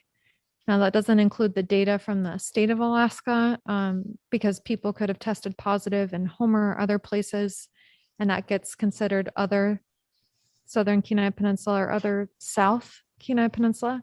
But for SVT, they've had 29 total positive cases as of July 2021. So this is just an open discussion regarding the city's current masking policy to see if the council wishes to make any changes or continue with the CDC guidelines. Thank you. Okay, thank you, Rachel. Appreciate that. And I'll go ahead and open it up to council for comments. Mr. Mayor, Yep, go ahead. from everything I've read and seen on the news and whatnot, this Omicron variant is pretty benign. It spreads very easily, but about 85% of the people that get it don't even realize they're sick or have very mild symptoms. The fatality rate and hospitalization rates are very low. It could be the key to herd immunity. I think we've spent enough time wearing masks. Okay, thank you, George. Anyone else? Yeah, Mr. Mayor. I wasn't on council when this was voted in. I definitely don't like wearing them. I know that once everybody leaves, they all take them off anyway and go about their lives. I think that people are making good decisions personally. You know, I see it at work when somebody has been in contact or doesn't feel well or whatever, they wear their mask in that day or whenever. They're making that conscious effort to mitigate what they can. But in general, most people don't wear them. And I know this does affect the school, which might not be a nice point with some parents, but still they can have their kids wear them to school still if they want. We're the only schools in the district is this side of the bay that's wearing masks. And everybody else is, those schools aren't shutting down. They just lighten their close contact rules anyway, because it wasn't really spreading in these schools without masks. So I am in favor of lifting the mandate for city buildings. Mayor Campbell, Yep, go ahead, John. I'm in favor of personal choice. It ought to be up to the individual for their own medical concerns and issues. And we ought to be able to wear a mask in the facility or anywhere in the community we choose at our own choice, or whether we decide not to wear the mask. I think it's a personal health issue, and I don't think the city needs to be involved in it. That's it. Okay, thank you, John. Thank you, Jennifer. Anyone else? Mr. Mayor, if I may. Yep, go ahead, Vivian. Well, this is ongoing, but I still believe that we need to follow the CDC recommendations. I think we've done well here, and I think people are respective of going into buildings because we're still modeling it in our public buildings, and people stay aware of it. I am still in favor of protecting ourselves and others. Thank you, Mr. Mayor. Thank you, Vivian. Anyone else? Yeah, Mr. Mayor. Yep, go ahead, Bobby. Yeah, I too agree with Vivian. I think we need to continue to follow CDC guidelines. And it doesn't really matter anyway, because those folks that want to wear masks are going to wear them. Those that don't are not, even in this building. So, and it's not, you can't argue with people. You can't fight with people. So I think everybody's going to do what they want to do regardless of what we do. Thanks. Okay, thank you, Bobby. Mr. Mayor. Yep. ahead, I Harmony. just agree with what Jen and George and John said, all the hard sounds here. I think that, as has been stated, the people who need to or choose to wear masks are going to continue to wear masks, and that those of us who choose not to will go about their lives the way we go about our lives. If everybody's vaccinated, our children are vaccinated. I do not think that the city of Seldovia at this time needs to continue to enforce a mandate. Okay, thank you, Harmony. I'll give my 2 cents now that I've heard from everyone. I know this is a hot button issue, and I'm not going to sit here and hammer on anyone. I do too feel that it comes down to personal choice. People are going to do what they're going to do. I don't think the government should be forcing this down anyone's throat, period. State, local, or federal government, period. If you want to wear a mask, wear a mask. I'll respect that. If you don't want to wear one, don't wear one. It's as simple as that. If you're at risk, you have to make that personal choice. If you want to go out into the general public, as bad as it sounds, it all comes down to personal choice. That's what it comes down to. We see now with the new variant, pretty much everyone's going to get the Omicron, it sounds like. It's running rampant up here. Everywhere I look up here, everyone's getting it, whether you're vaccinated, unvaccinated, and there ain't a single mask that's going to stop it. So yeah, that's just the way it is. So I am also in favor of removing the mandate and letting people make their own personal decisions on how they want to handle the masks going forward. So that's my 2 cents. And I don't know if we have anyone from the public that would like to comment on this before we come back to council. Yes, Mr. Mayor, there are a few. First, we have one in the room. Okay. Hi, Pearlie Morrison, 346 Ileana. I think we kind of got off track there. I think we were discussing whether it was mandated for the city buildings, or we didn't mandate the whole city had to have masks, did we? Through the mayor, correct. It was just for public facilities. Right. For city Right. facilities. City public facilities. Right. Yeah, I'm all for shedding these masks. I think they're I'm not real fond of them, but I don't think they work. And to kind of stay off track, our school is having a heck of a time with this flu that's going around. Everybody's masked.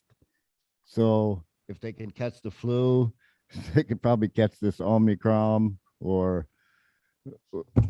I just don't understand.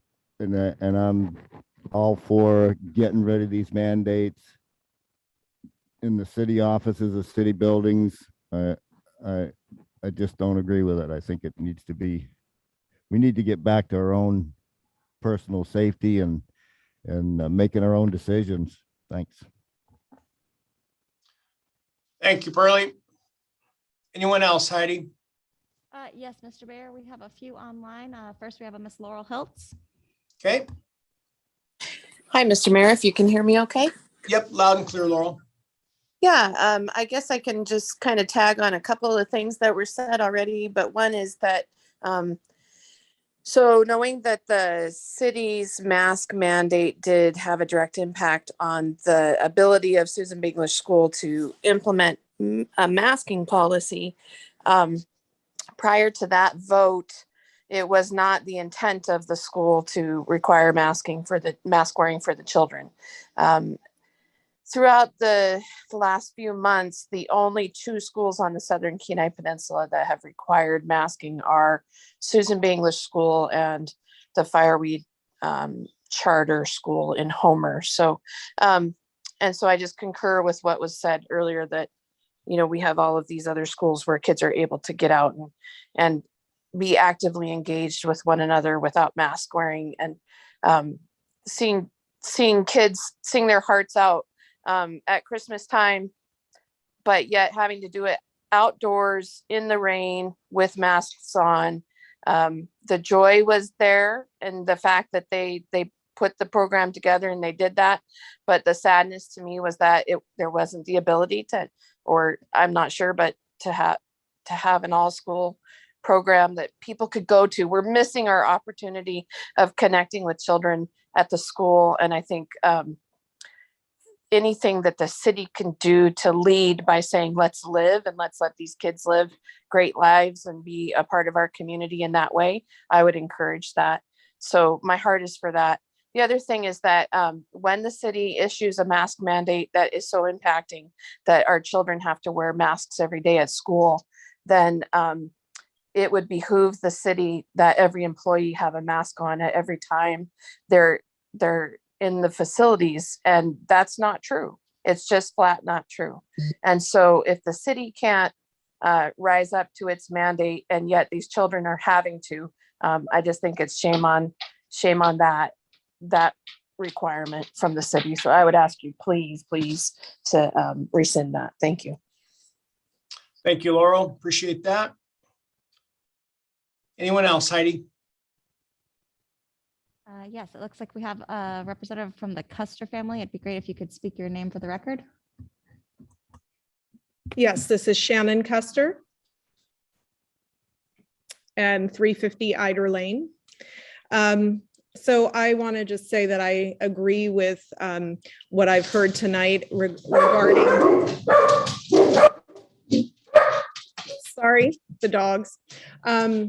regarding personal choice, and I would echo what the statements of Ms. Hiltz regarding the school.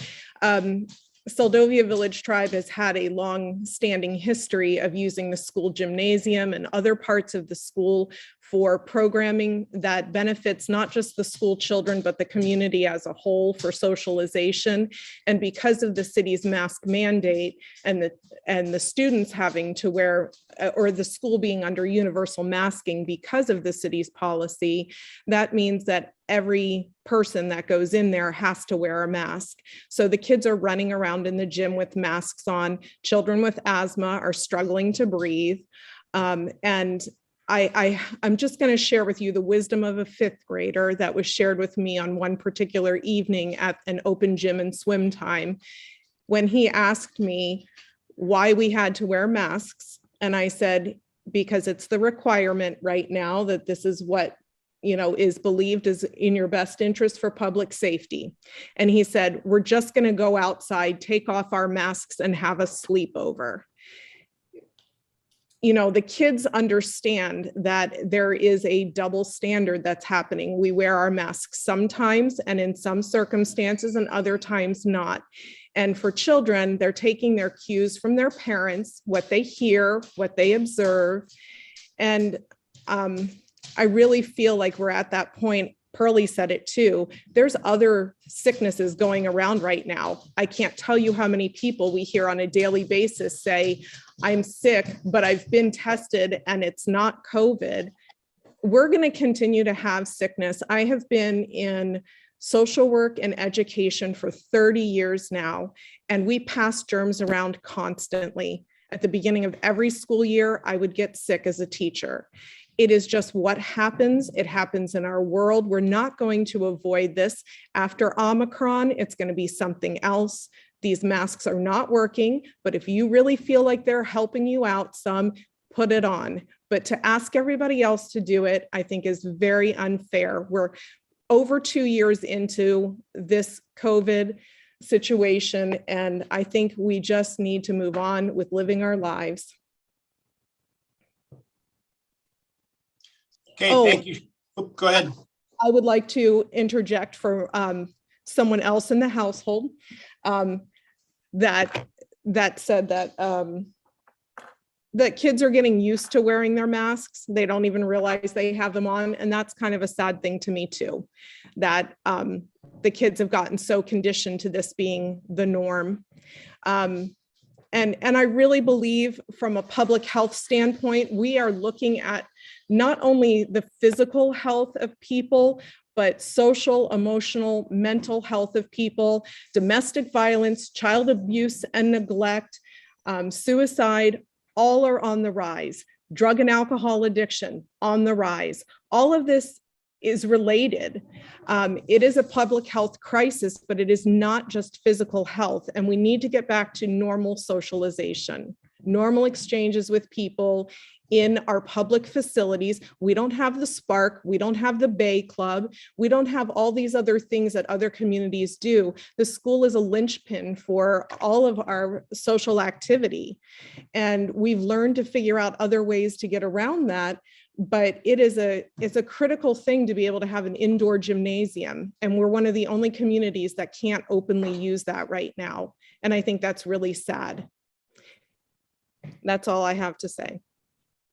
Okay, thank you, Shannon. Appreciate that. Anyone else, Heidi? Yes, Ms. Crystal Collier. Okay.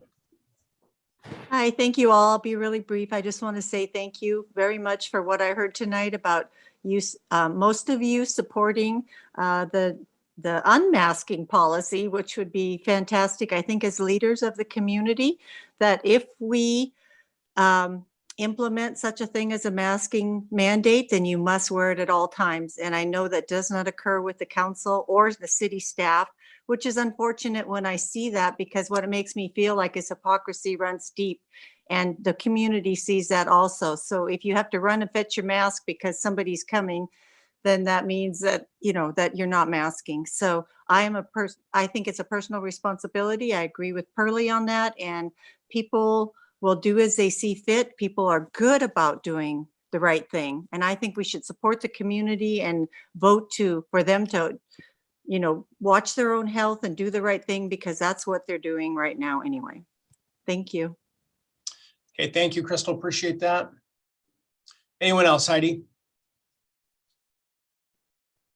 I'm not seeing any more hands raised at this time, Mr. Mayor. Okay, thank you to all those in the public that chose to comment. And again, I know this is a very personal issue for a lot of people. So, but I just appreciate all of the personal comments. We'll go ahead and bring this back to council.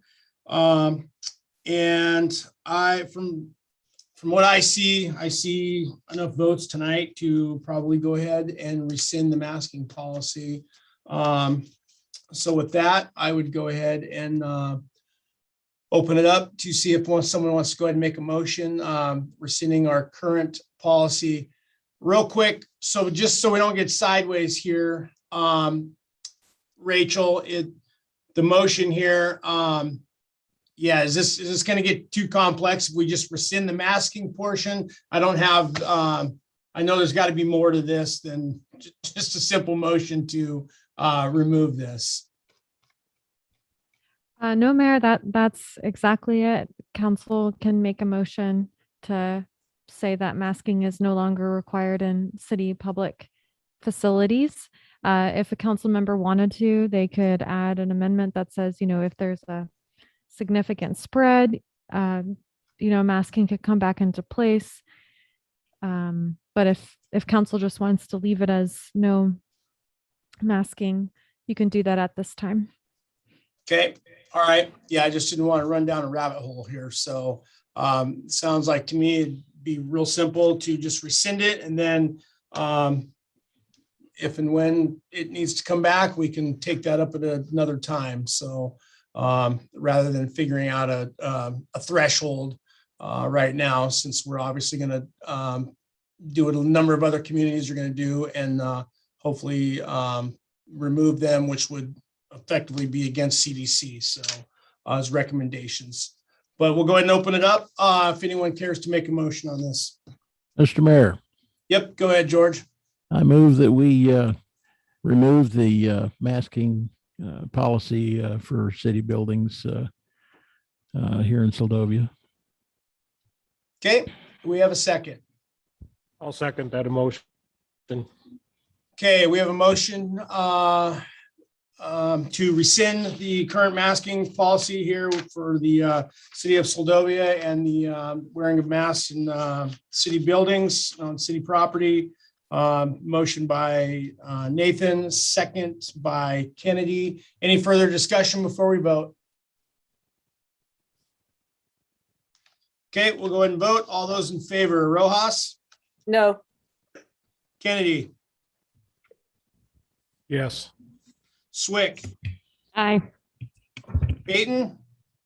Aye. Nathan? Aye. Sweat? No. Motion passes 4-2. Masking policy is rescinded within the city of Seldovia. Okay, thank you everyone for that. Appreciate all comments and the candid discussion on that. Again, we'll go ahead and go to item N, city manager's report, and this will be in your laydown package. Thank you, Mayor. So on page 9 of your laydown packet, try and go through this quickly. So as alluded to earlier, Jackaloff Bay Dock has some significant maintenance needs, if not addressed. You can see a photo, the first photo on the top left shows that a piling hoop, this is the third one, has broken off of the pile and has dug into the tidelands and is pushing the float up. So you can see that the float should technically be resting on the ground, but because the piling hoop broke off and twisted in such a way, it's raising the float up. So I spoke with operator Cameron about that, and he said that that wouldn't be a big deal whatsoever to take the piling hoop out. And the harbor master is working on getting a quote to see how much it would cost for an additional piling hoop. It's really important that those are on there because it essentially keeps the float connected as an overall structure. If you didn't have those piling hoops in place and your pins holding the floats together broke, those sections of float would float away. The other major maintenance issue right now, which may just be not necessarily major, but complicated because it's the winter and icy and cold, is we have a missing pin that's holding together the approach and the pedestrian walkway on Jackaloff Bay Dock. So you can see Chief standing there. He can take his foot and literally press down on that pedestrian part of the float and cause the float to raise up. So if, let's just say we had a perfect storm and that pin broke off and then the piling hoop wasn't replaced, that section of float could float away according to the harbor master. And so I'm hoping that our public works crew can get out there to work on that pin. I know it's a priority for Jordan. And as soon as we have a budget request for the council for replacing that piling hoop, I'll bring that before you guys for some input. Also on Jackaloff, both the city clerk and the harbor master worked expeditiously to get the signs for use at your own risk, caution, ramp and dock slippery when wet posted on Jackaloff Bay Dock. So there's a photo there showing you what those look like. And then Public Works also helped in updating the length restriction for the dock from 35 feet to 27 feet. So those updates have been made. The city audit process has been delayed yet again to February 7th. This is because, according to the accounting firm, we're still not ready to have the auditors come in person to audit the city's books for FY21. So the new date is February 7th. This also may be an item that you see at the mid-year adjustment hearing that we're going to have. That ordinance will be introduced the second meeting in January and heard the first meeting in February for additional budget authority for the audit because it's exceeding what Carmen Jackson initially thought would cost for the city to have its audit done. We have Senator Stevens coming to our next meeting and possibly Representative Stutes. Initially, we wanted to have the harbor parking discussion and also a rate study on the harbor held at this meeting, but you can tell this meeting has gone on a long time. And then next meeting, we have a lot of items. So that's going to now be held to your Valentine's Day work session slot for council. Also, February 28th, you're going to hear the results of that survey that was administered to the public. And then we're going to talk about fund balance discussion. So to answer Councilmember Swick, your questions about like how much money do we have in fund balance, we'll have that then.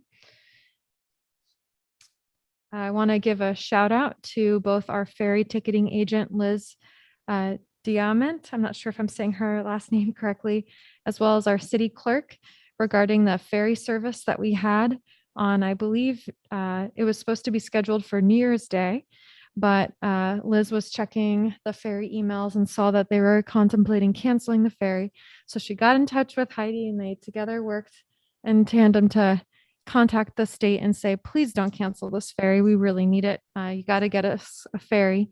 So on January 4th, there was a ferry that came and we were able to take 7 cars, 2 box trucks, 2 semi vans, and passengers between Homer and Seldovia because of their efforts. And you can see that correspondence as an enclosure to the city manager's packet. Also, if you guys know a Miss Karen Truelove, please give her a shout out of gratitude because she got in touch with our admin assistant, Diane Gruber, and said that the milepost could put in an ad for the city of Seldovia for free in their publication. So you can see a proof of that in the manager's report, and it'll be in the 2022 milepost for hopefully getting people to come to Seldovia. The ferry, we've had a Seldovian, Scott Ogan, sharing extensive information with me about how the state has moved to putting out a bid, looking for a vendor in Southeast Alaska to provide a ferry service. And so would we be interested in seeing something like that happen up in South Central or up in Seldovia? So if you're interested in seeing something like this happen or having a discussion, Mr. Ogan has offered to come and give a meeting with the council or information with the council. So please let me know. Let's see. We have some staff changes on our refuse services team. The new computer has arrived for Seldovia Police. The fireworks show was a success. And then there's some interesting reads for council. If you're curious, there's one about independent workers, Alaska's emerging workforce, because I've heard council say it'd be great if we could be this community that has remote workers that are based here. And so there's a whole study that the state put out about that. And then the chamber secretary, Darlene Crawford, shared a resource with me called the Alaska Community Tourism Handbook, how to develop tourism in your community. And that could also be an interesting read for the city council. So that link is provided there. And then also included in the manager's report is a letter of support to ARWA, so the Alaska Rural Water Association, for all the good work they do here in Seldovia. There was also a Army Corps notice seeking public comment concerning the improvements that SVT is going to make on their dock. And then there was an article that Tim Dillon of KPED shared with me on seaweed and shellfish farming in Alaska. That's also included in your packet. So I'm open for questions, and thank you so much. Thank you, Rachel. Appreciate that. Any Yeah, Mr. questions, Mayor. Manager? Yep, go ahead. I don't have a question. This advertisement has the wrong phone number. Yes, we caught that. And there's a little note in the manager's report saying that that's not the phone number they use. They use the right line, but you must have been a former city clerk to have caught such a thing. No, I called that number a lot when I was a child. Good catch. Anyone else have questions or comments for the city manager? Actually, Mr. Mayor, I have a couple of questions. I've been approached in the last couple of months since this Jackaloff dock has come up many times, and I've been involved in a lot of fundraising, and some of you might kind of find this humorous, but we're talking about $1.7 million to replace that dock, right? Approximately, with the added expenses of things, the way things are changing. Is the city able to do any GoFundMe pages or do any type of fundraising at all for an effort like that to maybe come up with the other half of the money? And maybe, we talked about infrastructure money that could possibly available. Is the city able to do any type of fundraising effort for that? I don't see why not. I think how that could possibly happen is the city creates an endowment fund or some sort of donation fund where the public can direct funds to, and the council approves the creation of such a thing. I've had that on my mind for this building, creating a multi-purpose building endowment fund. So I'd have to look into that. Well, here's just take some numbers. $20 donations would require 85,000 donations to make $1.7 million. $100 donations, it'd take 17,000 donations. $500 donations would take $3,400 donations. So $1,000 donations would take half that, people. And there's been some significant community members expressed interest in finding a way to save that dock because of its use. And I know the city doesn't have the money, but if you take that $3,400 donations at $500 a piece and divide it in half, you've got 1,700 people that need to make $1,000 donation. And if we get half the money from a transportation bill or something, you see where I'm going with that? Yeah, I think I'm just going to chime in here real quick, John. I think you're headed in the right direction, but obviously as part of this process, when you say save that dock, I don't think it's a matter of saving that dock. I think it just, the correct term is I think the natural progression here for this discussion is that we want to do something out there, and that, fundraising and figuring out a way to come up with a replacement dock in the future is definitely the way to go. I appreciate your correction there, because you're absolutely right. But I would be, and I know there's other families in this town that would be the first ones to step up and donate $1,000 apiece. Yeah, I think when that time comes, I think we're going to have some success in a number of ways to come up with a funding mechanism, matching grants, et cetera, et cetera. So I'm more excited about that piece of it, than dealing with what we have in front of us right now. Obviously, there's going to be short-term pain for long-term gain. Right, exactly. That's exactly what's going to have to happen here. Exactly. That's what I said before. What's our short-term plan and what's our long-term plan? Mr. Mayor, Yep, go ahead, George.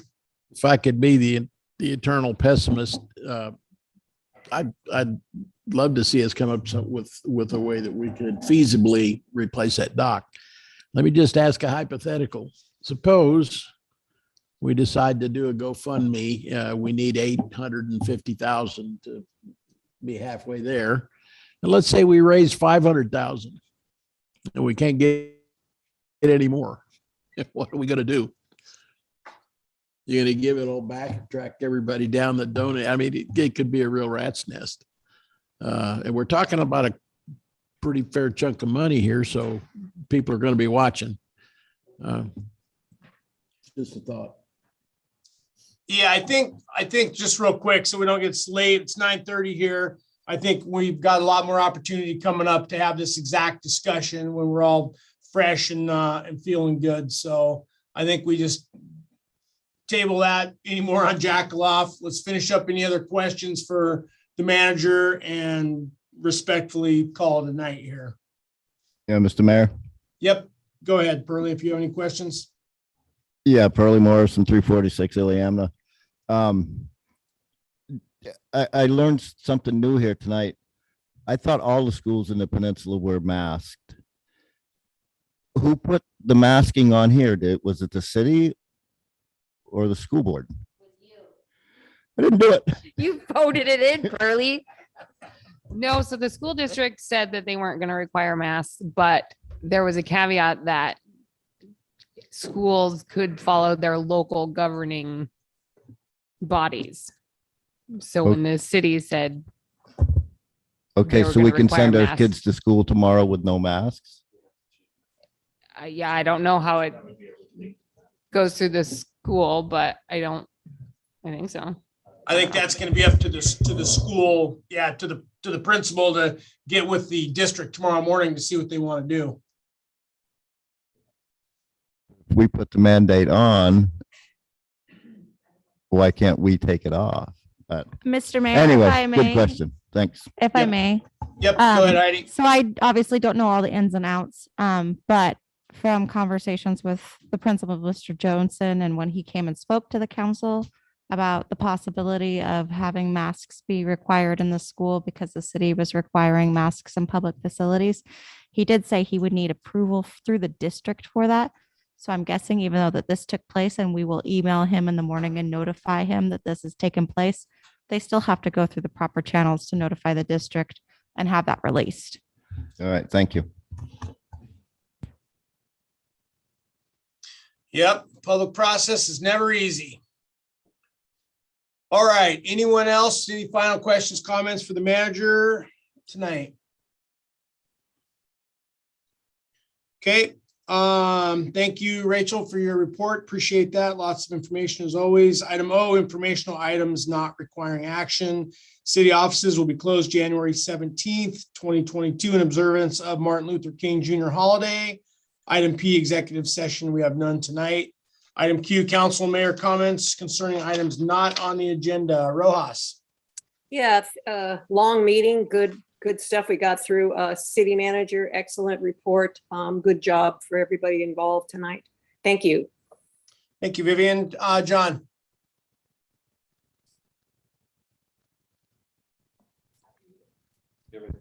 I don't have anything. Okay, Swick.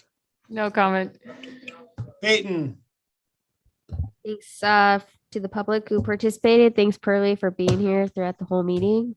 And thanks for the city staff for all the information. Nathan. Another long, tough one. Thank you to the staff. And I have one last thing.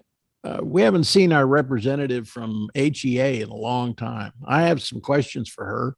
And I believe we asked her to attend one meeting a month, and I think we've seen her a total of 3 times ever. So maybe we could send a nastygram to the Invite her, board George. president and see if we can get Aaron here at least once. Other than that, it was a very good meeting. Thank you. Thank you, George. Sweat. Yeah, thank you to the city staff as usual for all your presentations. And thanks to the council.